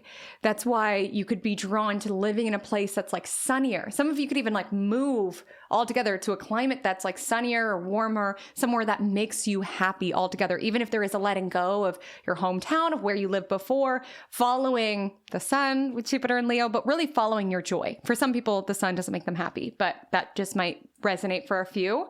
And really just wanting to find more joy within where you live. Some of you could find that from moving. Some of you could find that just around falling in love with where you live. I'm in San Diego, and there has been a creator whose content has been coming on my feed where she was talking about falling back in love with San Diego. She's being in a series where she no longer enjoyed living here, and she's been doing things consciously to fall back in love with it. Because obviously a lot of people loved to visit here. It's known as a great place to live, but oftentimes our surroundings, we get numb to it at a certain point. We forget to tune into the specialness of it. We forget to do things just for the purpose of having fun. And so you may need to do that. Fall back in love with where it is that you live, doing things that consciously remind you of why you live where you live, or the beautiful things that are to be found there. Even if it is completely unrelated to where you live, this can be a time of prioritizing your joy, letting go of things that are not conducive for your joy, or even just your emotional regulation altogether. You could be letting go of the bad stuff in order to invite more of the good stuff. with South Node Jupiter energy. And that may take a calibration period. There might be certain things that used to make you happy that don't anymore. And it's important to honor that flow. With the contradictory energy of South Node and Jupiter here, you may need to let go of things that are siphoning your joy in order to create more space for what brings it, as well as making a conscious effort to invite more joy into your world. Joy is not a byproduct of our life. It's a priority of our life, or at least I would encourage you to make it a priority, where we tend to think joy is something that's just limited to children, which I have more on that because, of course, this is the territory of family. But when we think about children and the joy that they have, there's so much in their lives that are catered towards joy. Toys that are for the purpose of having fun, play dates for the purpose of having fun, going to the park. Like, so much of their world is around the curation of joy, and then we just lose touch with that. It feels less important to take ourselves out on play dates or do things for the purpose of conjuring joy within our lives. Take ourselves to see the ocean or whatever it is that brings you joy. Prioritize it and be open for that to shift. And like I said, some of you are walking away from things that are taking away from your emotional reserves, that are very draining, in order to have more energy for gratitude, for joy. And this is the territory of family. So some of you could be expanding your family in some sort of way. And when it comes to family matters altogether, this can be a happy time with family. I will say with South Node, there may be some sort of issue, some sort of conflict that you are having to release at this time. Some of you could even find your peace because you are going no contact, or you're consciously having to release something. Some of you could really dig into ancestry, and particularly like ancestry around, why am I this way? Because Leo brings in a lot of I am energy. And with Jupiter and Leo here, you could be digging into, why am I the way that I am? And where does that serve me? Certainly with Jupiter energy, coming back to what I'm proud of within myself, within my family lineage, as well as what I'm not so proud of. With South Node there, what I'm consciously striving not to be, the cycles that I am seeking to end altogether. This message is for my Aries risings, my Aries suns, and for those who have Jupiter degrees within their 5th house, aka Jupiter will transit your 5th house. Here's what you can expect. In whichever of those categories that you fall into, you are experiencing growth, gain, expansion around what I would argue is the most fun house of the zodiacal wheel. You are experiencing an expansion of joy, play, bliss, pleasure, creativity, partying, entertainment, enjoyment. You are moving into a fun season of your life. Now, a lot of you are Aries. So you also have Saturn in your sign, Neptune in your sign, Chiron in your sign for part of this transit, which is not always so easy. So cut and dry, it's important to know all of these transits are coinciding. But to highlight specifically Jupiter in Leo, this is what you should prioritize. Now, a lot of you are Aries. So you have Saturn in your sign, Neptune in your sign, Chiron in your sign for much of this journey. So it's not so cut and dry. It's just party, play, yeah, woohoo, Jupiter and Leo. Like some of you are in the midst of some major transits, but that makes it even more important for you to consciously work with this energy of Jupiter in Leo, to call in more of this Jupiter in Leo 5th house energy into your life. More, please, is the energy here. And the best way you could do that is have fun. Prioritize your hobbies, prioritizing celebrating life, making things a big deal, making excuses to celebrate. Your friend just got a new job. We are celebrating. I deep cleaned my home and liquidated some of the clothes I don't wear. I'm celebrating. Making little things a big deal, because life is the occasion. So often we save things for a special occasion. I'll drink the champagne during a special occasion. I'll wear the sparkly dress during a special occasion. This is a time that you're like, the occasion is now. The occasion is life. Let's live. Let's express ourselves. Let's have fun. Let's wear the sparkles. Let's drink the champagne. Let's have fun. And honestly, I feel like you are going to attract the most good your way when you are making fun a priority. You can find that you are the most magnetic when you are tapped into your own inner joy, doing the things just because it lights you up. That really amplifies your radiance, your magnetism. People will be like, what did you get done? Did you get a procedure done? And it's like, no, I love myself and I'm in love with my life. I'm creating a life that I cannot help but love. And that takes sacrifice sacrifice sometimes. Saturn is in your sign. That takes discernment sometimes. Neptune is in your sign. That takes healing. Chiron for much of this is in your sign. But it is worth it to create a life that you love. That is your canvas. That is your art form. Where yes, some of you are artists, and this can be a major time of growth as it relates to your art. But some of you are just romanticizing your life. You're interacting with life in a little bit more of a theatric, dramatic way, where it's like, yeah, we could just go to the movies, or we could go to the movies wearing feather boas and making this a big deal. Life is a big deal. You are a big deal.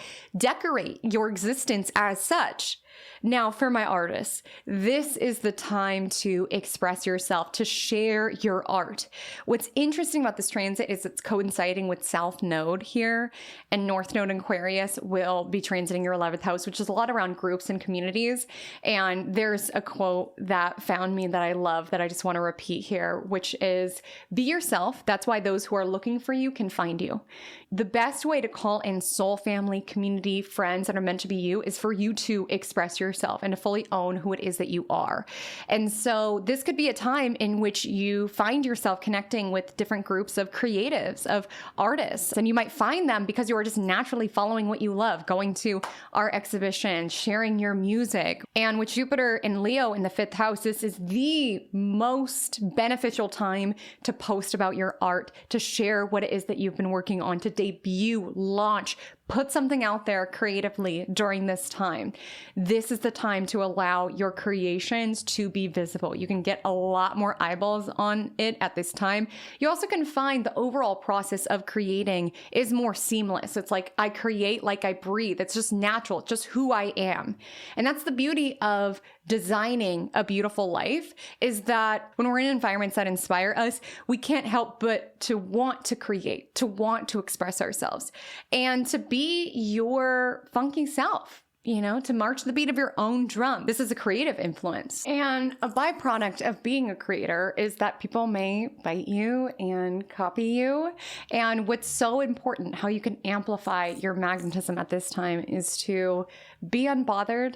Like with the energy of North Node and Aquarius in 11th house, like genuinely just see it as part of your impact. It's not to say you can't be frustrated by it, but it's just important to know that when you create, when you're in touch with your own life force energy, people who are disconnected from theirs will bite off your style. And it's important not to get too dialed into what other people are doing. Like, yes, there is a focus around banding together with other people who are like-minded, like-hearted with the North Node 11th house influence, but ultimately stay focused on doing what you love and doing what you do very well.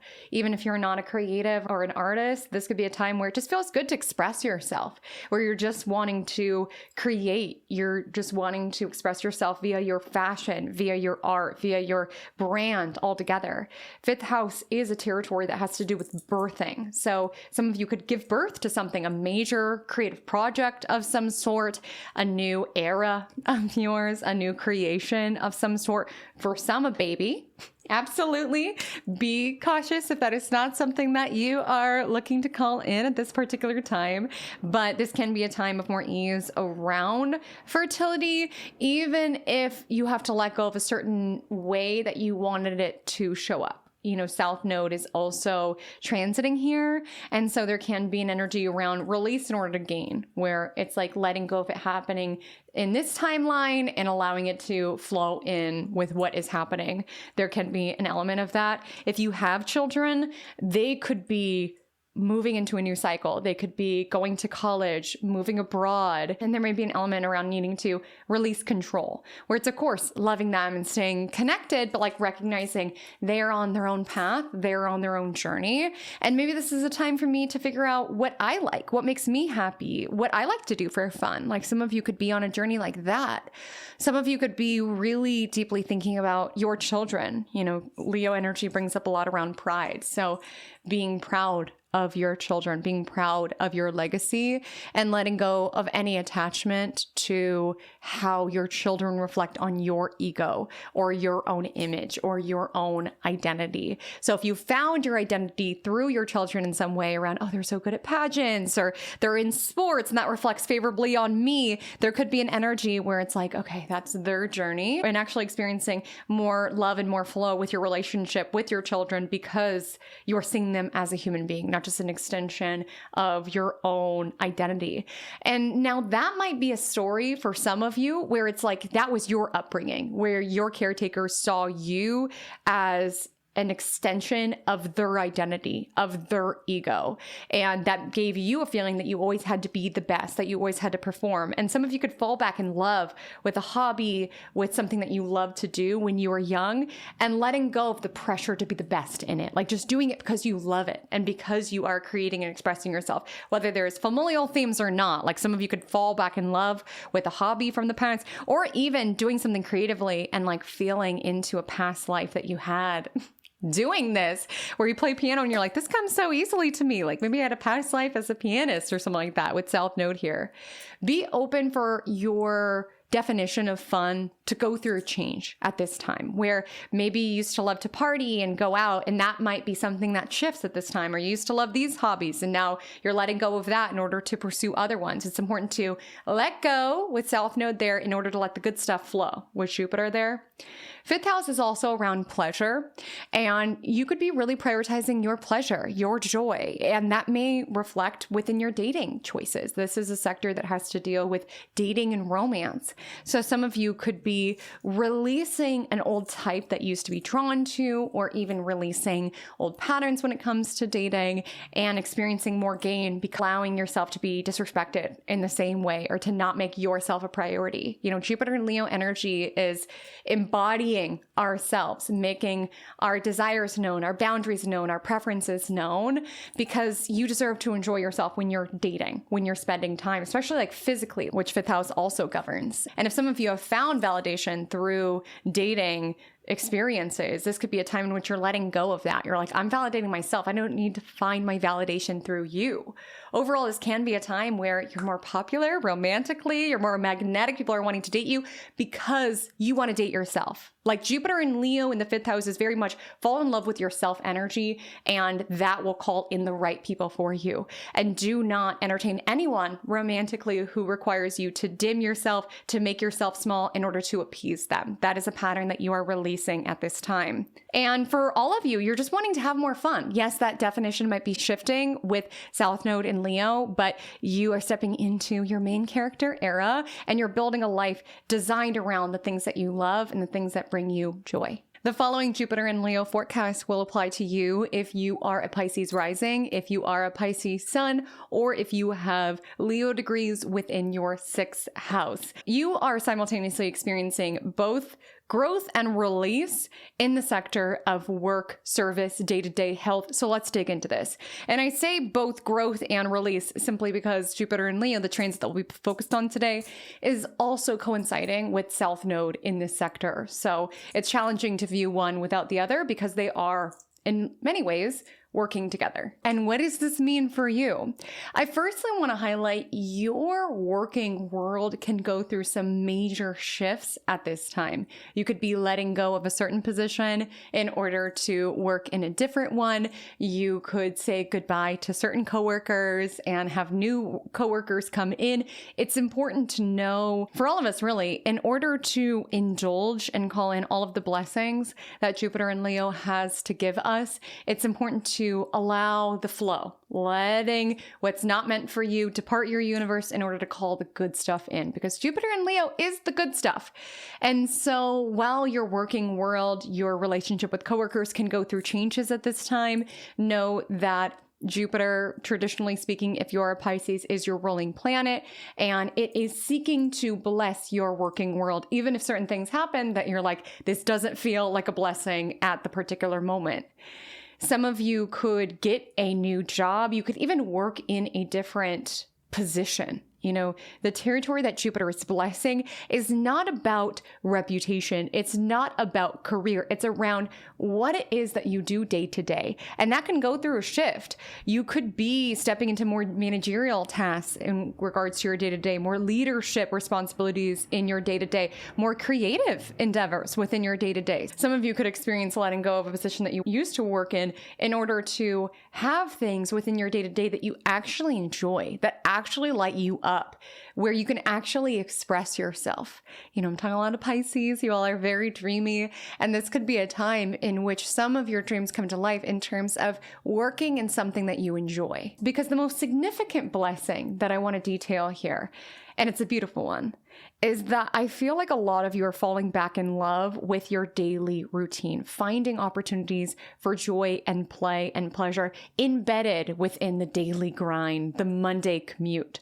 Like, I feel like some of you are deciding at this time, the world feels like it's gone so bonkers. It's like, I don't want to wait to live or wait to enjoy myself, wait for the weekend.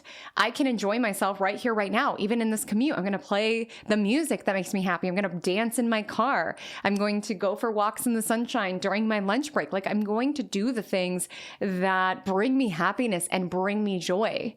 Leo energy is around celebrating life. And so I feel like a lot of you are finding pockets of joy within your day to day.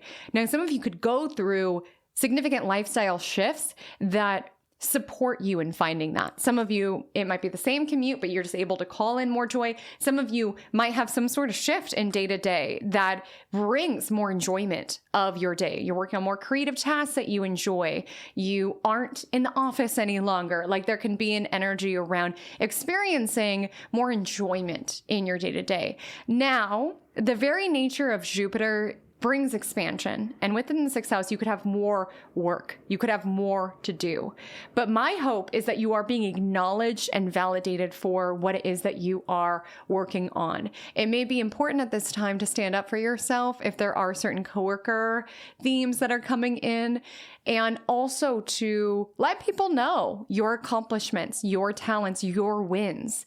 A lot of times when it comes to promotions and leveling up within the workplace, you have to let your bosses know where it is that you're winning, where it is that you're slaying. And if you have a hard time with that, if you have encoded programming around how important it is to be humble and make yourself small and don't ruffle any feathers, this could be a time around, no, I got these results. I signed this many clients. Like, really allowing that to be known, as well as standing up for yourself if there have been certain coworkers who haven't been the most respectful. Like, Jupiter and Leo is us all stepping into our inner leader. And so this could be a time around recognizing where you've been taking on more than other people and potentially standing up for yourself, especially if it's in reference to more work that's on your plate. Some of you could swallow up a position that used to be your coworkers or their tasks or something like this. And when Jupiter and Leo, it's important to know your worthiness, like how it is that you shine,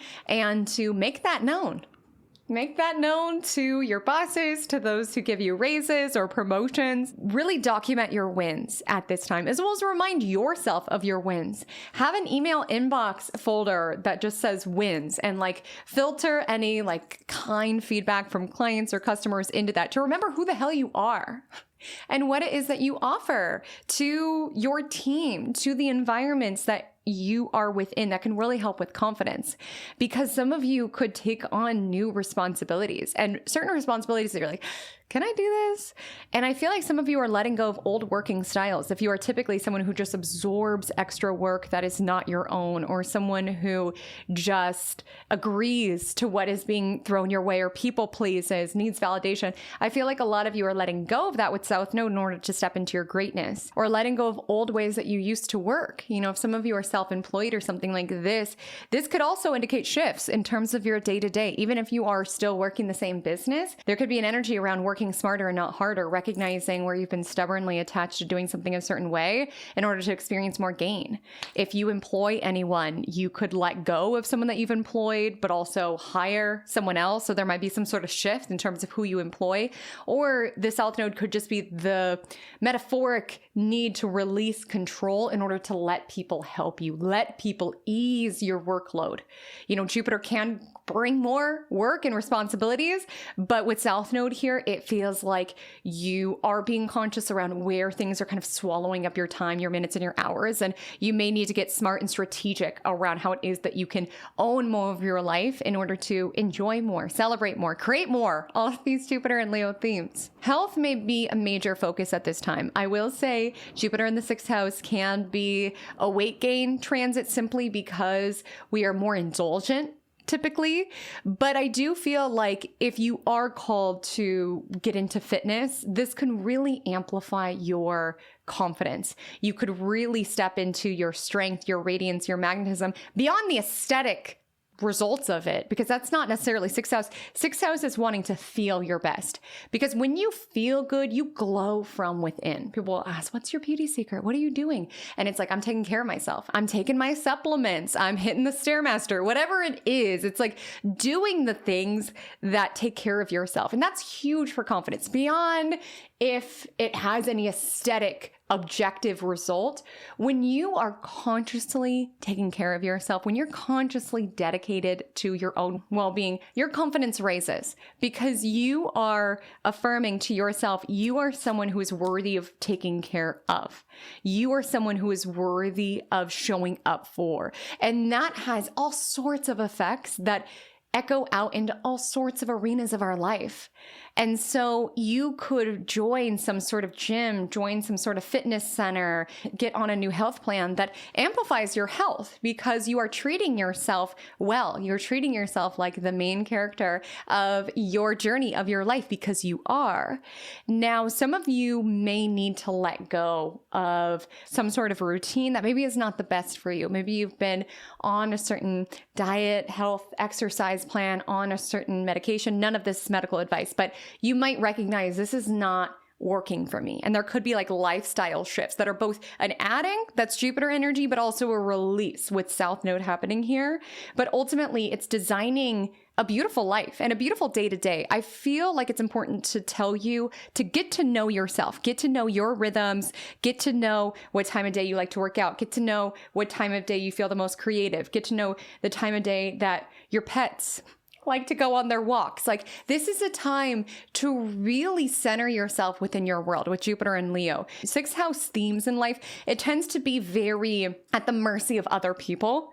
It's like, I have to work when other people say I need to work, and I need to be of service when other people need it from me. But I feel like with Jupiter and Leo, you have an opportunity to center yourself around, this is a commitment I've made to myself that I go for a walk first thing before I touch my phone. And who's ever emailing me right now can wait, because I deserve to show up for my day-to-day as the best, most radiant version of myself. And that happens when I'm dedicated to myself. You know, confidence is not necessarily I'm the hottest, I'm the coolest, I'm the smartest. Confidence, true confidence, shows up when we make and keep promises to ourselves. When we say, I'm going to walk every morning, and we do it. We start to trust ourselves. And then other people tend to trust us more because we are affirming every day, I'm trustworthy. I follow through with what I say. And it, yes, can be fitness and health related here, but it tends to just bleed into all other arenas of life. As sixth house, it is our minutes, our hours, our days, it's our routines and our rituals. So I feel like making and keeping certain promises to yourself of your routines, of your rituals, centering yourself first is going to have beneficial results in all sorts of arenas of your life. And it's going to be challenging because, like I said, sixth house tends to be very responsive. What do people need from me? But you need to center yourself. What do I need from me? You deserve your attention, your care before you give any of your precious life force energy, your precious sunlight to the outside world. And start to get curious. Maybe certain routines of yours have been baked in from prior seasons of life where you used to always work out in the evening and that's what you do. Maybe this is time around getting to know your own rituals around, no, it actually feels the best when I work out in the morning, when I work out during sunrise. Like, this could be a time around really dialing into the unique person that you are and building a routine that honors that. Small animals is another arena that can go through certain shifts. Some of you can get a pet, something like this. There also may be a focus on releasing certain tendencies around validation, people pleasing. That's going to be very relevant in the South Node Leo video that will be coming out on my channel soon. But what I want to mention with this, with Jupiter and Leo in the sixth house, it's building validation from within. You know, earlier I talked about how some people are lizards in terms of needing energy from outside of themselves, needing to kind of soak up the sun or to get energy. Like, some people need validation from outer sources in order to thrive. And it's simply not the most effective way to live.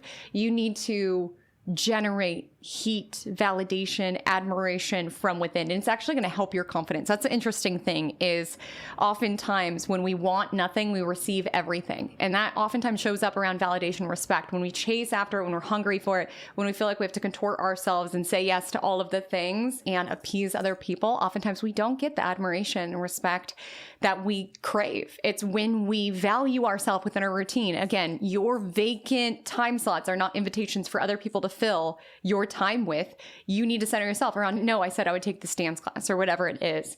And oftentimes when you're not chasing, when you don't feel like you have to appease, drop everything in order to help this person out, oftentimes you command more respect. I'm not saying you have to be rude. I mean, talking a lot of Pisces, you probably couldn't be rude if you tried, but it's just knowing that you are valuable and important too.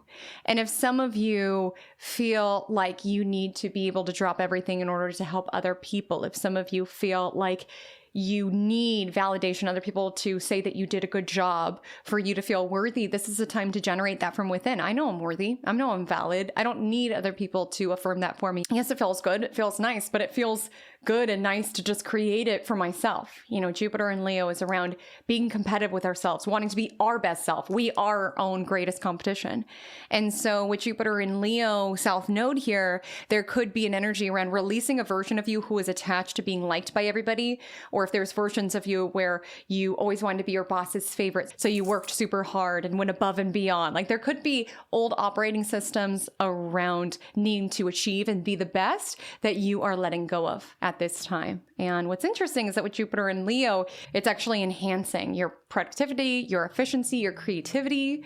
You know, with Jupiter and Leo in the sixth house, there's going to be more to fill up your schedule, and you have to be very intentional with what you say yes to. Just because you get an invitation, just because someone asks if you could do something, does not mean that you necessarily need to. Center yourself. Does this work for me? Ooh, Jupiter in Leo is a big deal if you are an Aquarius rising, an Aquarius sun, or you have Leo degrees in the seventh house. And where it is a big deal is around your relationships, around your partnerships, around your connections. So let's get into this. I first want to say Jupiter in the seventh house brings the boys to the yard, okay? It just does. It brings more suitors, more people wanting to date you, more people wanting to marry you, more people wanting to be around you. You are attracting potential partners like bees to honey. So you really could find that you have many opportunities if you want to collaborate, partner. Because what's important to know is that this is not just around romantic connections, marriage, and things like that. We'll get into that. But this is the general public. And so a lot of your blessings will come in via people. And you are going to attract those people into your orbit when you allow them to find you. That's what's so important to know with Jupiter in Leo, is that the love of your life is not going to dance with you on the dance floor unless you're already dancing on the dance floor. You know, you're not going to meet a partner unless you put yourself in potential environments where they can find you. Like Jupiter in Leo is around visibility. So this is a time to put yourself out there and to be visible, really, with Jupiter in Leo, as well as to be very confident from within. You know, this transit, especially with South Node also in this territory for a lot of this transit, you are letting go of finding your validation and admiration via other people. And it's interesting because when we're detached, we're more magnetic, truly. That's why pick-me's feel like they have to go above and beyond, like pick me, choose me, and they don't get picked. Like, sorry to be blunt. There's a reason why the individuals who are just doing their own thing and in love with themselves and in love with lives typically have many people wanting to date, because that energy is magnetic. You know, when someone only feels confident when they receive attention from others, that means that they're not able to generate it from within. And so it's important to know that if you're wanting to attract people into your orbit, you need to love being in your orbit. You need to fall in love with your life. I mean, I feel like a lot of people have experienced this. I've called in the most suitors or partners or the best relationships that I've had when I was not looking for it. And I know that's so frustrating. If you've been single for some time, you're like, everybody says that when you're not looking for it. But it's just like, I'm in love with life. I love the life that I'm building. I love the person that I am with it. That sets you up very favorably for someone to come in and add to what it is that you've already got going. Somebody else should not make or break your life or be the most interesting thing that has happened to you in your life. Create a life worth living, create an interesting, full life. And there will be all sorts of people who want to be a part of it with you.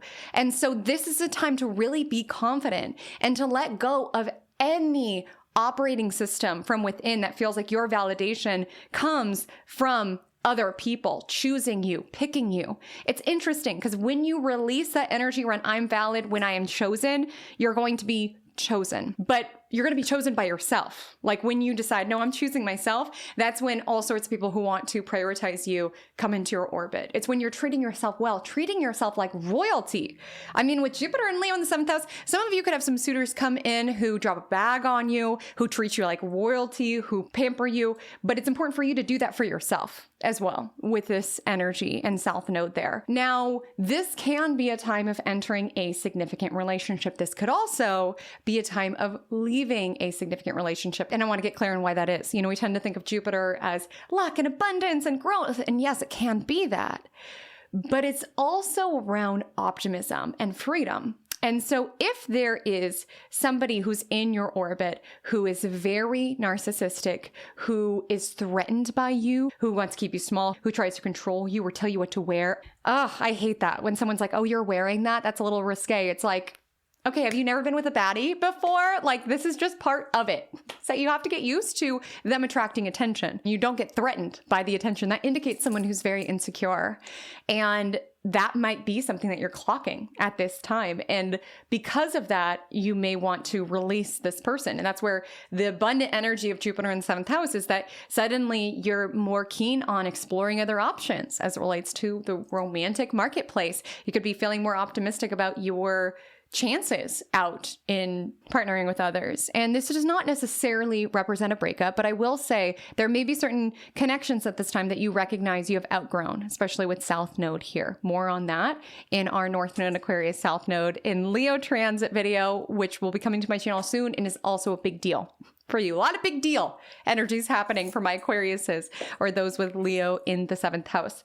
But if you are in the right sort of partnership, one who wants to see you joyful and expressing yourself and having fun and isn't threatened by you owning your glow, this can be a beneficial time. I mean, you could travel with your partner, you could learn with your partner, you could experience more optimism around your partnership and what you're creating, or like enter a new exciting era with your partner, as well as releasing an era of some sort. You know, if you have been in a certain cycle around finding your own worthiness because of who you're with, this can be a time of letting go of that around I give my story value. It's not just because of who I'm married to. It's not just because of my partnership. Of course, I'm proud of it. I'm proud of who I am partnered with, but I'm also wanting to do me or pursue the things that make me happy. And that's where we get into the North Node Aquarius of it all. So you could be letting go of only finding your own validation or ego from your partner or from other people as well.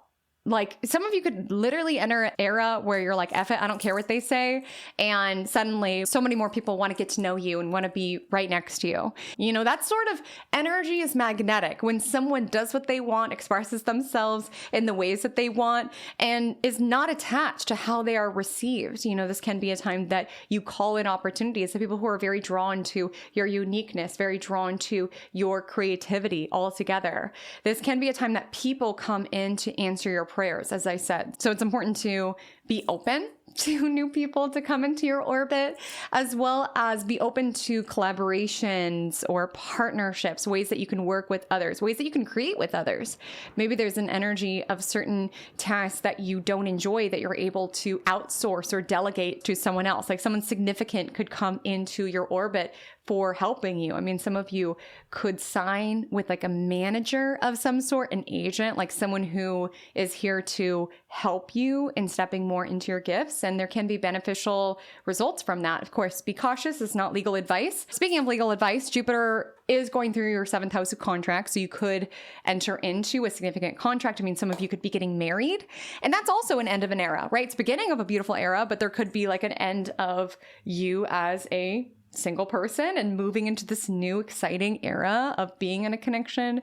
You also could be letting go of old patterns of who you were drawn to and exploring more, saying yes to people that maybe before you were not necessarily drawn to can also be a part of this. For my Capricorn risings, my Capricorn suns, or those of you who have Leo in the 8th house of your astrological natal chart, this is your message. This is the expansion that's coming your way with Jupiter transiting Leo from June 2026 to July 2027. Jupiter in Leo is bringing sunshine to an arena of your life that typically is a little dark. And what I mean by that is that 8th house is things that are more mysterious. It's things that are more occult. It's things that are more hidden.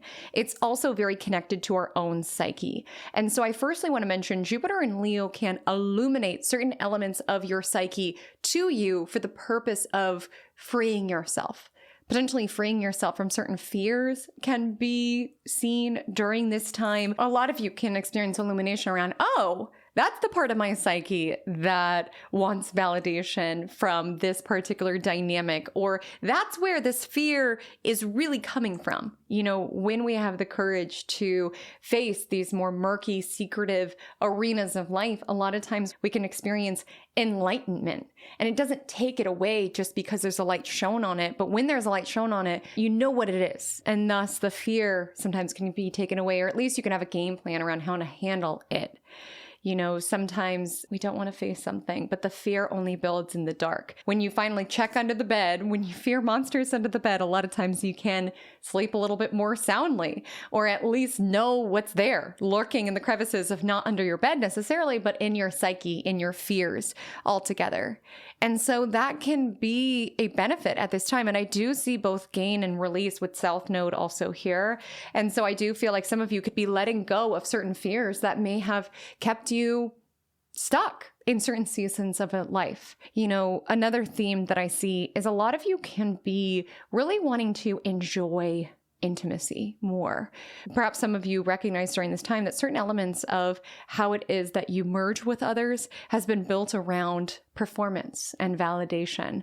I want to be liked by this person. I want them to have a good time. And there could be an energy around you centering yourself as you merge and engage with others. And oftentimes having more fun because of that, centering your pleasure and being more magnetic because of that. You know, with Jupiter in the 8th house, a lot of you can experience growth as it relates to intimacy altogether, if you catch my drift, even if outdated ways of relating to others physically are being let go of, or if there's certain trauma around how it is that you've engaged with others, there can be an energy around genuinely putting in effort in order to reclaim your sovereignty in that arena and to enjoy the experience, to claim back your pleasure, to see yourself within it.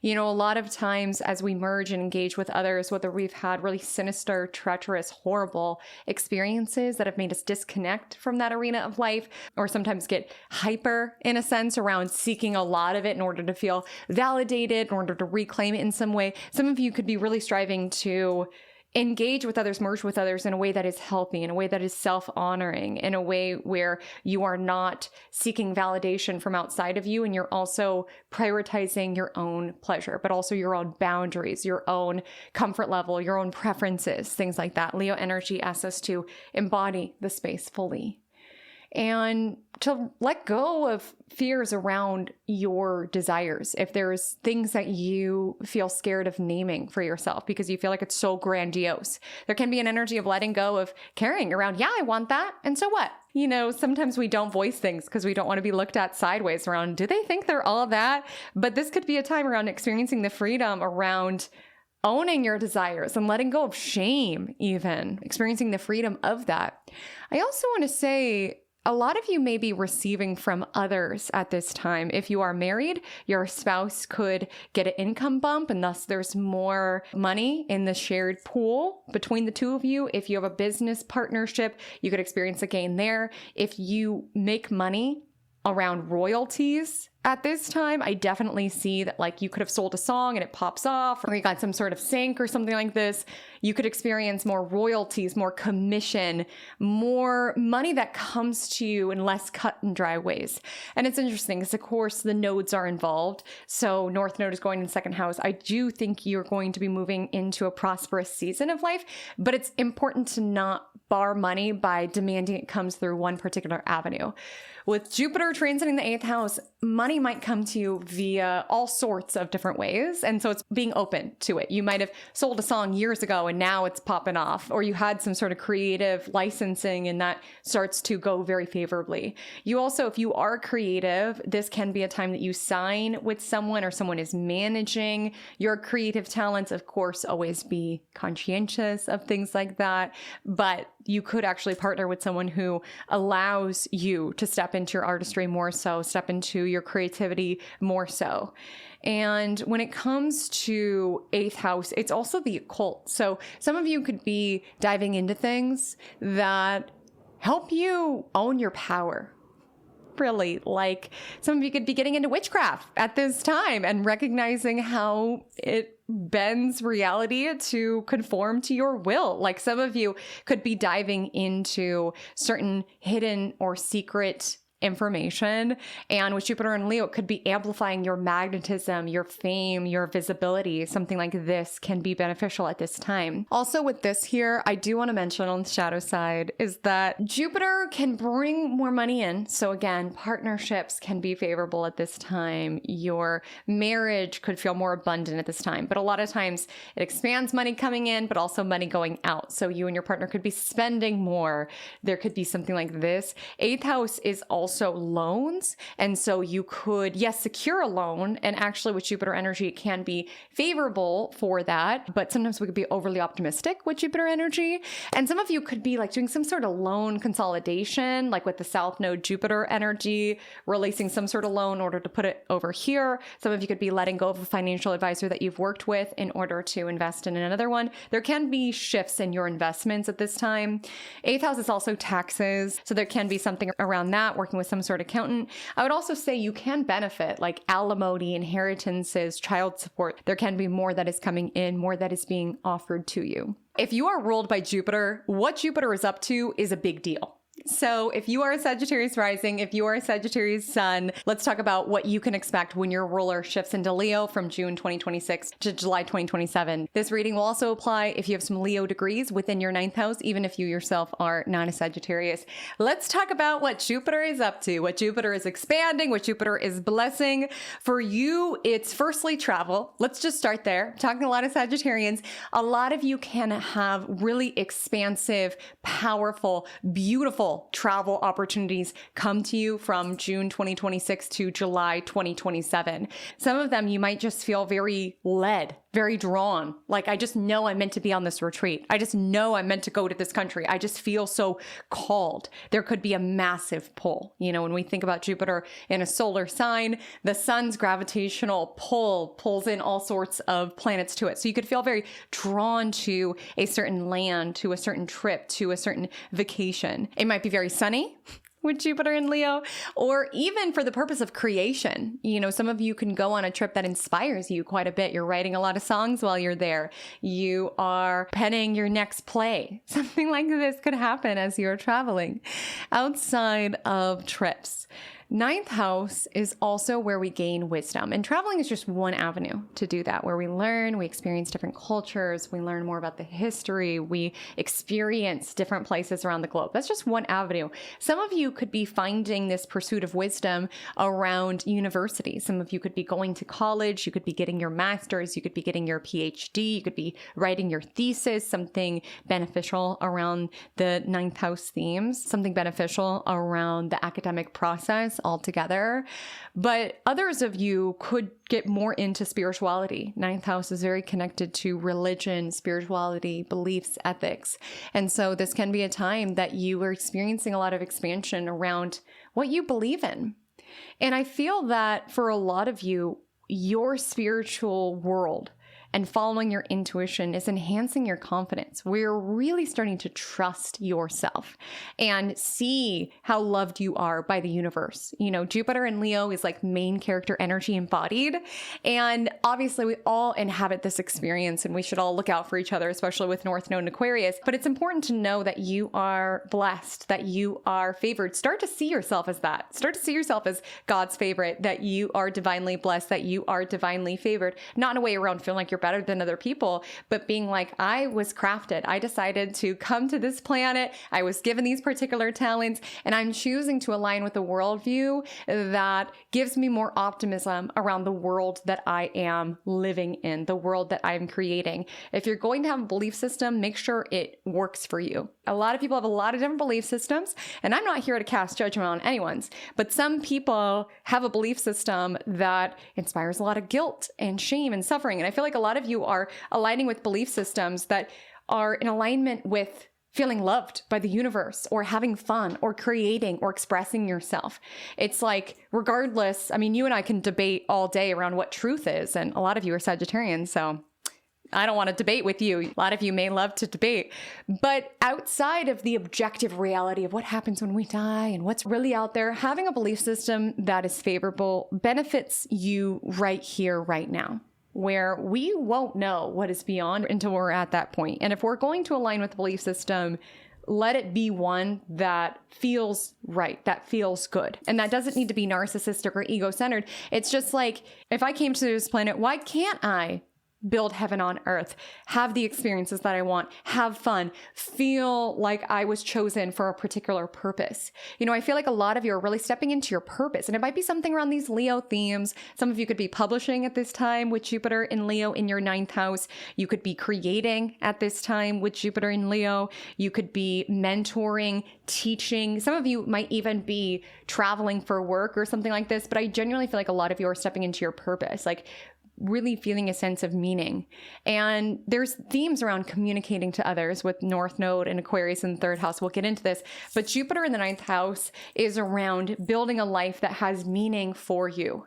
And yes, that's fun and joy and purpose and play and all of these themes that we've talked about, but it's also living in alignment with your own ethics, like speaking out around what's important to you and doing what is in alignment with your own belief systems. And so with Jupiter in the 9th house, there's just an energy around following your heart and following what feels right, what grants you a higher sense of meaning within this world, and feeling as doors open and experiencing how things unfold from that space. You know who's going to be blessed within career during the Jupiter and Leo transit? The Scorpio risings, the Scorpio suns, and those who have some Leo degrees within the 10th house are going to be blessed and highly favored during the Jupiter and Leo transit, with a caveat. So let's get into it. I want to highlight that Jupiter is not alone for most of its journey in your 10th house. South Node is also there. And it's important to dial into that because these energies are very contradictory, and we're not going to get those aforementioned blessings that I was talking about unless we also honor the South Node. Because South Node is around release. It's around shedding. And I'm talking a lot of Scorpio, so you know a thing or two about shedding. But a lot of you can find that a lot of you are making career shifts. You're letting go of what is no longer in alignment, of what your heart is not in. Like Jupiter and Leo energy is like, what does my heart say? And with South Node Leo in your 10th house, a lot of you could be like, my heart's not in it anymore. And we will talk more about that in my forthcoming North Node and Aquarius video. But in order to reap the expansion of Jupiter in Leo, the visibility of Jupiter in Leo, the beneficial results to your reputation of Jupiter in Leo, you have to be willing to let go of what it is that you've outgrown or what your heart is not in anymore. You know, you feel it when it starts to be around performing. You feel it when it starts to be around forcing. And some of you might just get to a point where it's like, I know I built this in a particular way, but I can't fake the funk anymore. I can't force it anymore. I gotta be me. I gotta follow my heart. Because your heart could be taking you in a different direction with Jupiter and Leo. You could feel really inspired to create different sort of art, to put different forms of your creativity out there, to even just be seen in different ways. And I know I'm talking to a lot of Scorpios who sometimes are not necessarily always wanting to be seen, but it's important to know that for these blessings to find you, they have to be able to find you. So they won't be able to fully find you in the shadows, especially if it's in relation to creativity or art or a business that you are building. You have to put yourself out there for your customers to find you, for your clients to find you, for investors to find you. You have to put yourself out there. And the only limits of this transit is your confidence and is your self-image. So are you seeing yourself as someone who is successful? Are you seeing yourself as a leader? Are you seeing yourself as an entrepreneur? This could be a time of great benefit in terms of how you're perceived by the public at large, but you yourself have to see yourself as it first. And you could go through a little bit of an identity crisis just with South Node Jupiter in here around. I used to be known as this within my career, and now I'm stepping into something different. Who am I? But with Jupiter and Leo in the 10th house, you have to put forth the most confident version of yourself. That's always within you. It's just Jupiter and Leo is just kind of bringing it out. And it might be helpful to really establish a self-concept or an identity of your higher self in order to step into that version of self. Always heart-centered, always authentic. That's necessary with this astrology, but stepping into all that you have not given yourself permission to be up to this point. And this is not a time to wait for permission from others. You know, if you've been waiting for a boss, an authority figure to give you your flowers, like with South Node 10th house, there might be an energy around recognizing they're never going to validate me. They're never going to make me feel worthy. Like I've got to find that for myself.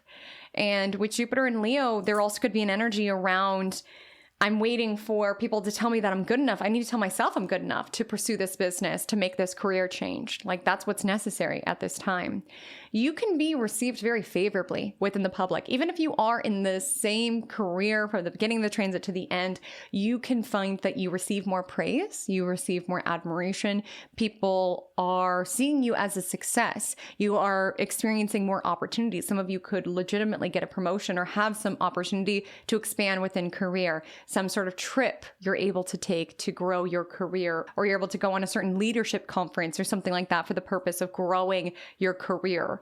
A lot of you could step into a leadership position, a managerial position, which of course has its own set of obstacles and problems, but it's important not to find validation from what's happening in the outer world. That's what's interesting about South Node and Jupiter coexisting in this house, is that yes, I do see more praise. I see more admiration. I see more visibility. I see, for some, even fame, beneficial opportunities to be seen, to put yourself out there. But with South Node there, you cannot get attached to it, or you cannot feel like you are good because everybody else is saying that you're good. You have to know it from within, because fame and notoriety and admiration and validation on whichever spectrum you're experiencing this transit, it never fully satisfies. It's a rush, fills up your ego, and then you need another hit. And this is an energy to not be attached to it, to be grateful for it if you are being received well, if there's more opportunities, if there's more visibility, but not to be attached to it. It's like, I know I'm great at what I do, whether people are clapping or not. And that might be relevant if you do step into some sort of leadership position, managerial position. You have to get used to not being liked by everybody. Some people could be like, oh, they got this promotion, they think they're this and that. You have to be able to detach and know that your role in career is not to be liked and admired by everybody that you see. And if you are a business owner, this can be a time of massive growth, but you may need to let go of doing things for validation, for being admired by people outside of you. You have to do it because your heart is in it. This is your Jupiter and Leo reading if you are a Libra rising, if you are a Libra sun, or if you have some Leo degrees within your 11th house, where Jupiter in Leo is expanding you, where it is blessing you, where Jupiter in Leo is giving you opportunities, blessings, and manifestations. This is a very beneficial, auspicious time. So let's get into why. And I am moving into this forecast with particular excitement because this is a transit that I am wrapping up as being the rising sign before you. So I'm speaking from both astrological study, of courses, books, all of that, but also lived experience. This was such a sweet transit for me, and I'm so excited for you, genuinely, because this is a very beneficial time. It's important to note that Jupiter rejoices in the 11th house when we talk about house joy. There is a natural affinity between Jupiter and the 11th house because 11th house is around our hopes and dreams. It's around our visions, and you may get things that you have longed for, things that your heart has longed for, you can receive at this time, where before there could have been blockages and barriers. ask and you will receive at this time. You are coming off of a period that could have been very busy in terms of career, and now you are really contemplating your impact on other people. And there can be certain heartfelt desires of yours that you are now able to experience due to what you've been working hard on. Some of you could even have a dream of yours that your inner child longed for come into fruition at this time. Like, you could be living in a manifestation. It's important to have so much gratitude as that shows up, to really savor it, to bask in it, just as we would sunbathe, right? Like, it's important to celebrate your life. That's how you call in more good stuff into your world. And you've got a lot of good stuff coming. And a lot of your blessings are going to come in via community at this time, via friendships, via people. This can be a very beneficial time around your colleagues. Like, you can start networking more. More aligned, like-minded, like-hearted people can just show up. That was my experience with this transit. I made soul sister friends at this time. It was like truly one of the most sweetest gifts. And they all came into my world in such unusual ways. Like, genuinely, the universe could be answering your prayers around friendship at this time, which can be so sweet. Friends who you like to create with Jupiter and Leo, or like to celebrate with, or individuals who have hearts like yours. You know, sometimes we do ourselves a disservice, feeling like everybody has a heart like ours, or everybody has ethics like ours, or everybody holds themselves in a certain esteem. And it's important to know that self-note is also here. So in terms of your friendships, you may release friends where there's not alignment there. You know, if we think everybody has a heart like ours and cares about the future like we do, we can sometimes put ourselves in not great situations, or even situations that damage our reputation if we are linked to certain people. And it's not to say that I'm saying favor your reputation over your real life connections. Sometimes you just recognize this shines poorly on me, and for the sake of my dreams and my visions, I have to put some space in between our connection. But within that letting go, more aligned connections can come in. People who inspire you. You know, when we think about Leo energy, we think about visibility, we think about life force energy. And so if you've had certain friendships that you've outgrown, where it's like, I'm not inspired by these individuals, it doesn't feel like we have the same visions for the future. There could be individuals who come into your orbit where you are inspired by them. Like, they step into their greatness. They own their passions. They've built a life they're passionate about, and that could inspire you. It could be an up level in that way, like being inspired by the people that you are around. Important caveat with Jupiter, I always say this, but opportunities dance over to those already on the dance floor. So you need to put yourself out there. That's where these aligned contacts come in. That's where these dreams come true, is putting yourself out there, saying yes to all sorts of social opportunities, networking opportunities. That's where you will call in the most beneficial results at this time. A lot of you can get more involved with certain altruistic societies, certain charity organizations. You can have a major focus around wanting to give back. Leo is a very generous influence. Think about how generous the sun is. It shines every day. It warms so many of us. You can have this energy around wanting to have an impact, like wanting your light to benefit and warm the lives of others. There could be an energy around wanting to bring people together, having certain support groups or something like this. Support groups are on causes that are important to you, because the 11th house is around the future. So with Jupiter in the 11th house, it really can bring in things that make us feel more excited about the future that we are building. But there also could be a focus around the future that we are all responsible for, and stepping into your own leadership in order to help humanity altogether. You know, sometimes we all get into an energy around somebody else will do it. There's litter, but somebody else will do it. Somebody else will fix it. And Jupiter and Leo in your 11th house is like, no, I'm going to do it. I'm going to clean up the neighborhood. I'm going to get involved with this charity organization. Like, it's got to be someone. Why is it not me? So with Jupiter and Leo, it's important to step into your leadership. Know that you can make a difference, whether that's within your world or the world at large. Because with Jupiter in Leo in the 11th house, you may be giving yourself permission to dream of bigger things, to want bigger things for yourself. You know, with the energy of Leo, it can be bold, it can be brave. And so there could be certain things that you claim during this time around, why couldn't I have an organization like this? Why couldn't I make this dream come true? The only limits of this transit is your own self-concept, your own confidence. So it's important to really see yourself as someone where your dreams do come true, where miracles do happen for you, and you could experience more doors opening, more aligned things coming into your world at this time. With 11th house, this is around our audience altogether. So a lot of you can experience more virality online, more eyeballs on you, calling in groups of people. Some of you could even start to get recognized with Jupiter in Leo. People could start to be like, hey, aren't you the person online? Again, online is just one vehicle, but you could really start to be known in your industry, by your colleagues, by the world at large. You know, it's so fascinating. Before I sat down to film this video, I went to a Pilates class and I got recognized in Pilates. It was 6 a.m. and someone watches my videos and was there. And it just like took me aback, because when you're creating things online, like I film everything in my little cosmic corner of the internet, obviously I know that it's reaching people, but it was just a surreal moment around, wow, these are people, like people know me out in the world. It was so surreal. Again, it wasn't even 6 a.m. when this entire interaction happened, but you could have experiences like that. People like, hey, aren't you the person? Hey, didn't you? Hey. And it's important with Jupiter and Leo to be like, yes, I am, to be proud of who you are, to be confident in the world that you're building and the people that you're building it with. When we talk about 11th house, to be proud of what you've accomplished and what you are accomplishing, with 11th house being the future.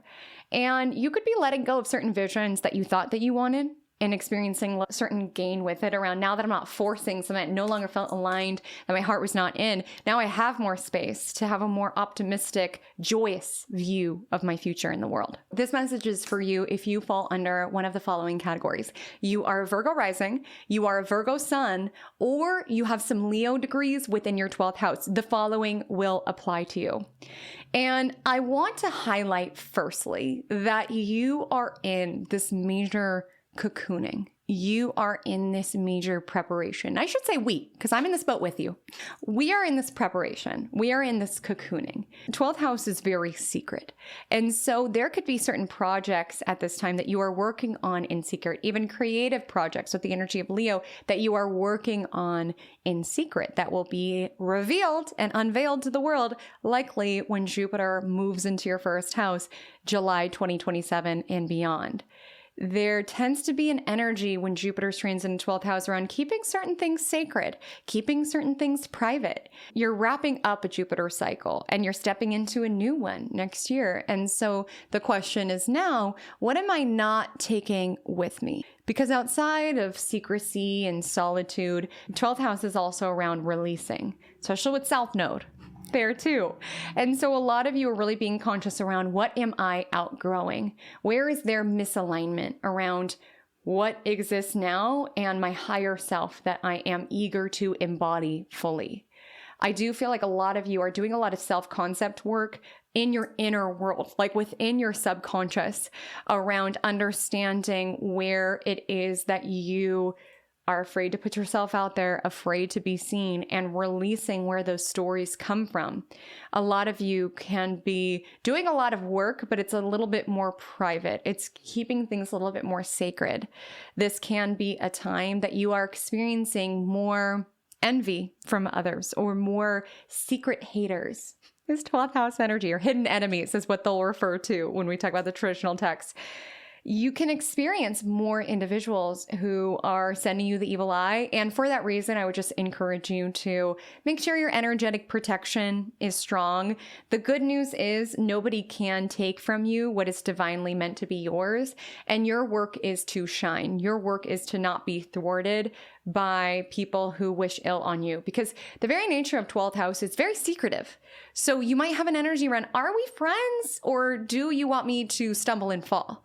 Like, are you someone who really wants the best for me, or are you wanting me to shrink to make your ego more comfortable? There could be certain confusing dynamics where it's like, my intuition tells me something, but no, it's my partner. No, it's my friend.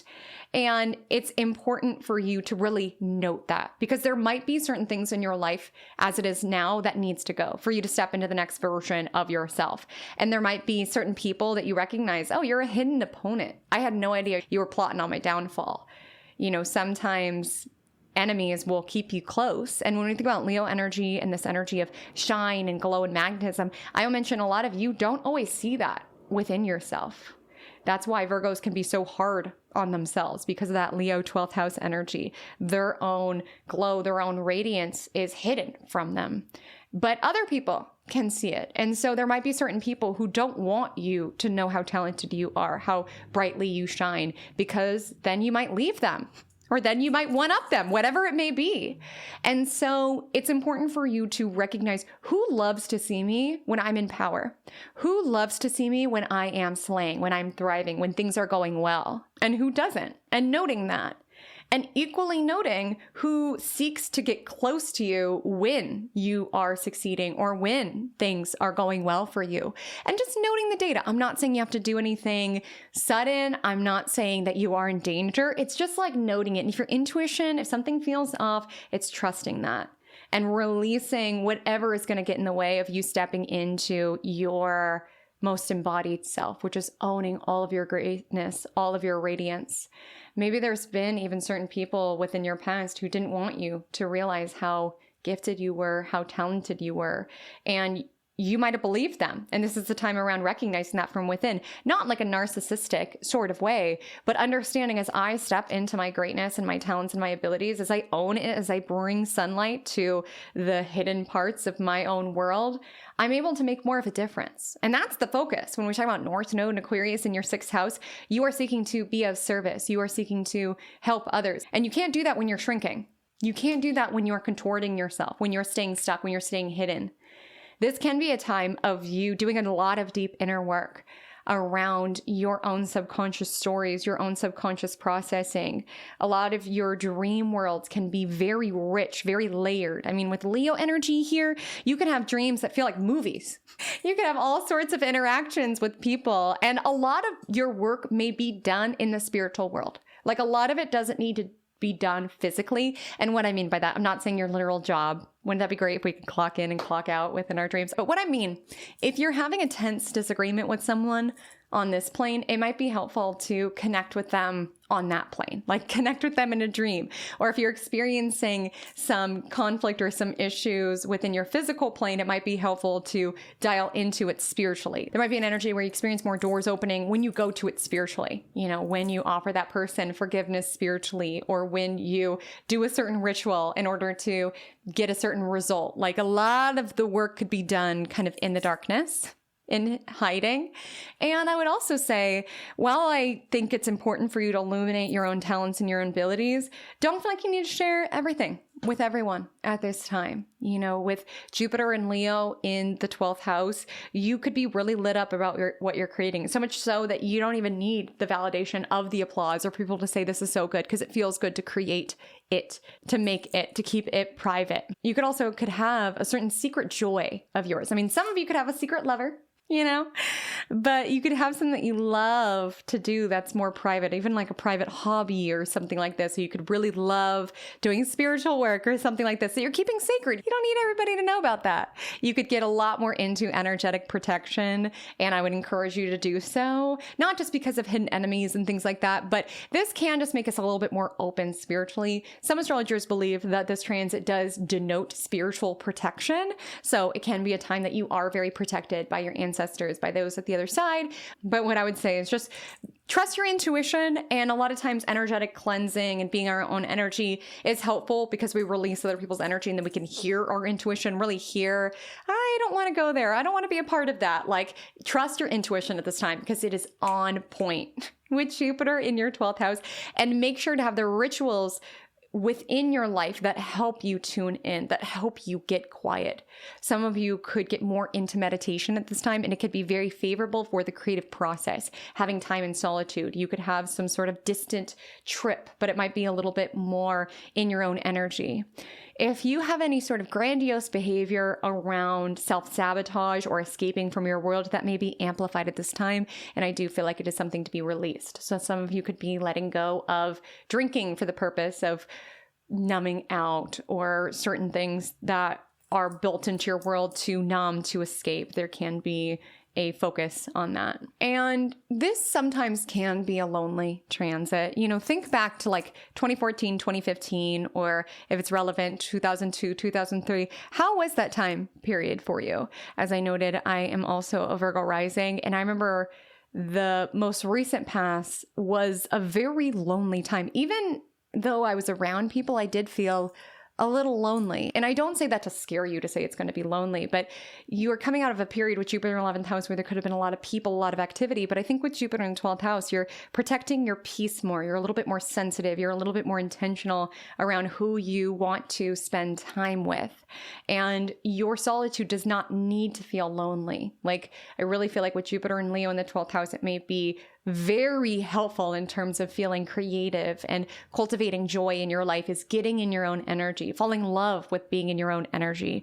But looking back at those past transits can bring more clarity around what may show up for you this round. So my loves, as we step into the sunny, radiant, golden era of Jupiter and Leo, I would love to know below, what are your predictions for this transit? What are you looking forward to / not looking forward to in relation to where is transiting within your chart? What are your thoughts on the Jupiter and Leo South Node in Leo combination? I would love to know below. Thank you so much for joining me for this video. If this is your first time in my cosmic corner of the internet, so lovely to meet you. My name is Haley Comet. I have all signs forecast here on the channel where I tell the story of the stars in a way that centers you as the main character of your world. You know, Jupiter is entering Leo. We're all the main characters of our world. And being a main character means understanding you have the agency and the co-creative ability to make things happen for yourself. Certainly, the cosmos is going to happen to us, but we can also co-create with it. We can take hold of auspicious blessings. We can be mindful of certain challenges. I tell your astrology in a way that reminds you of your own free will and your own ability to work with these transits rather than against them. So if that aligns with you, make sure to check out my other content. I also have a weekly horoscope show called Magic Monday, available here as well as any podcast streaming platform. I also can be found on Instagram and TikTok. My @ is Haley Comet Astrology. I would love to connect over there. But until we meet again, my loves, stay magical.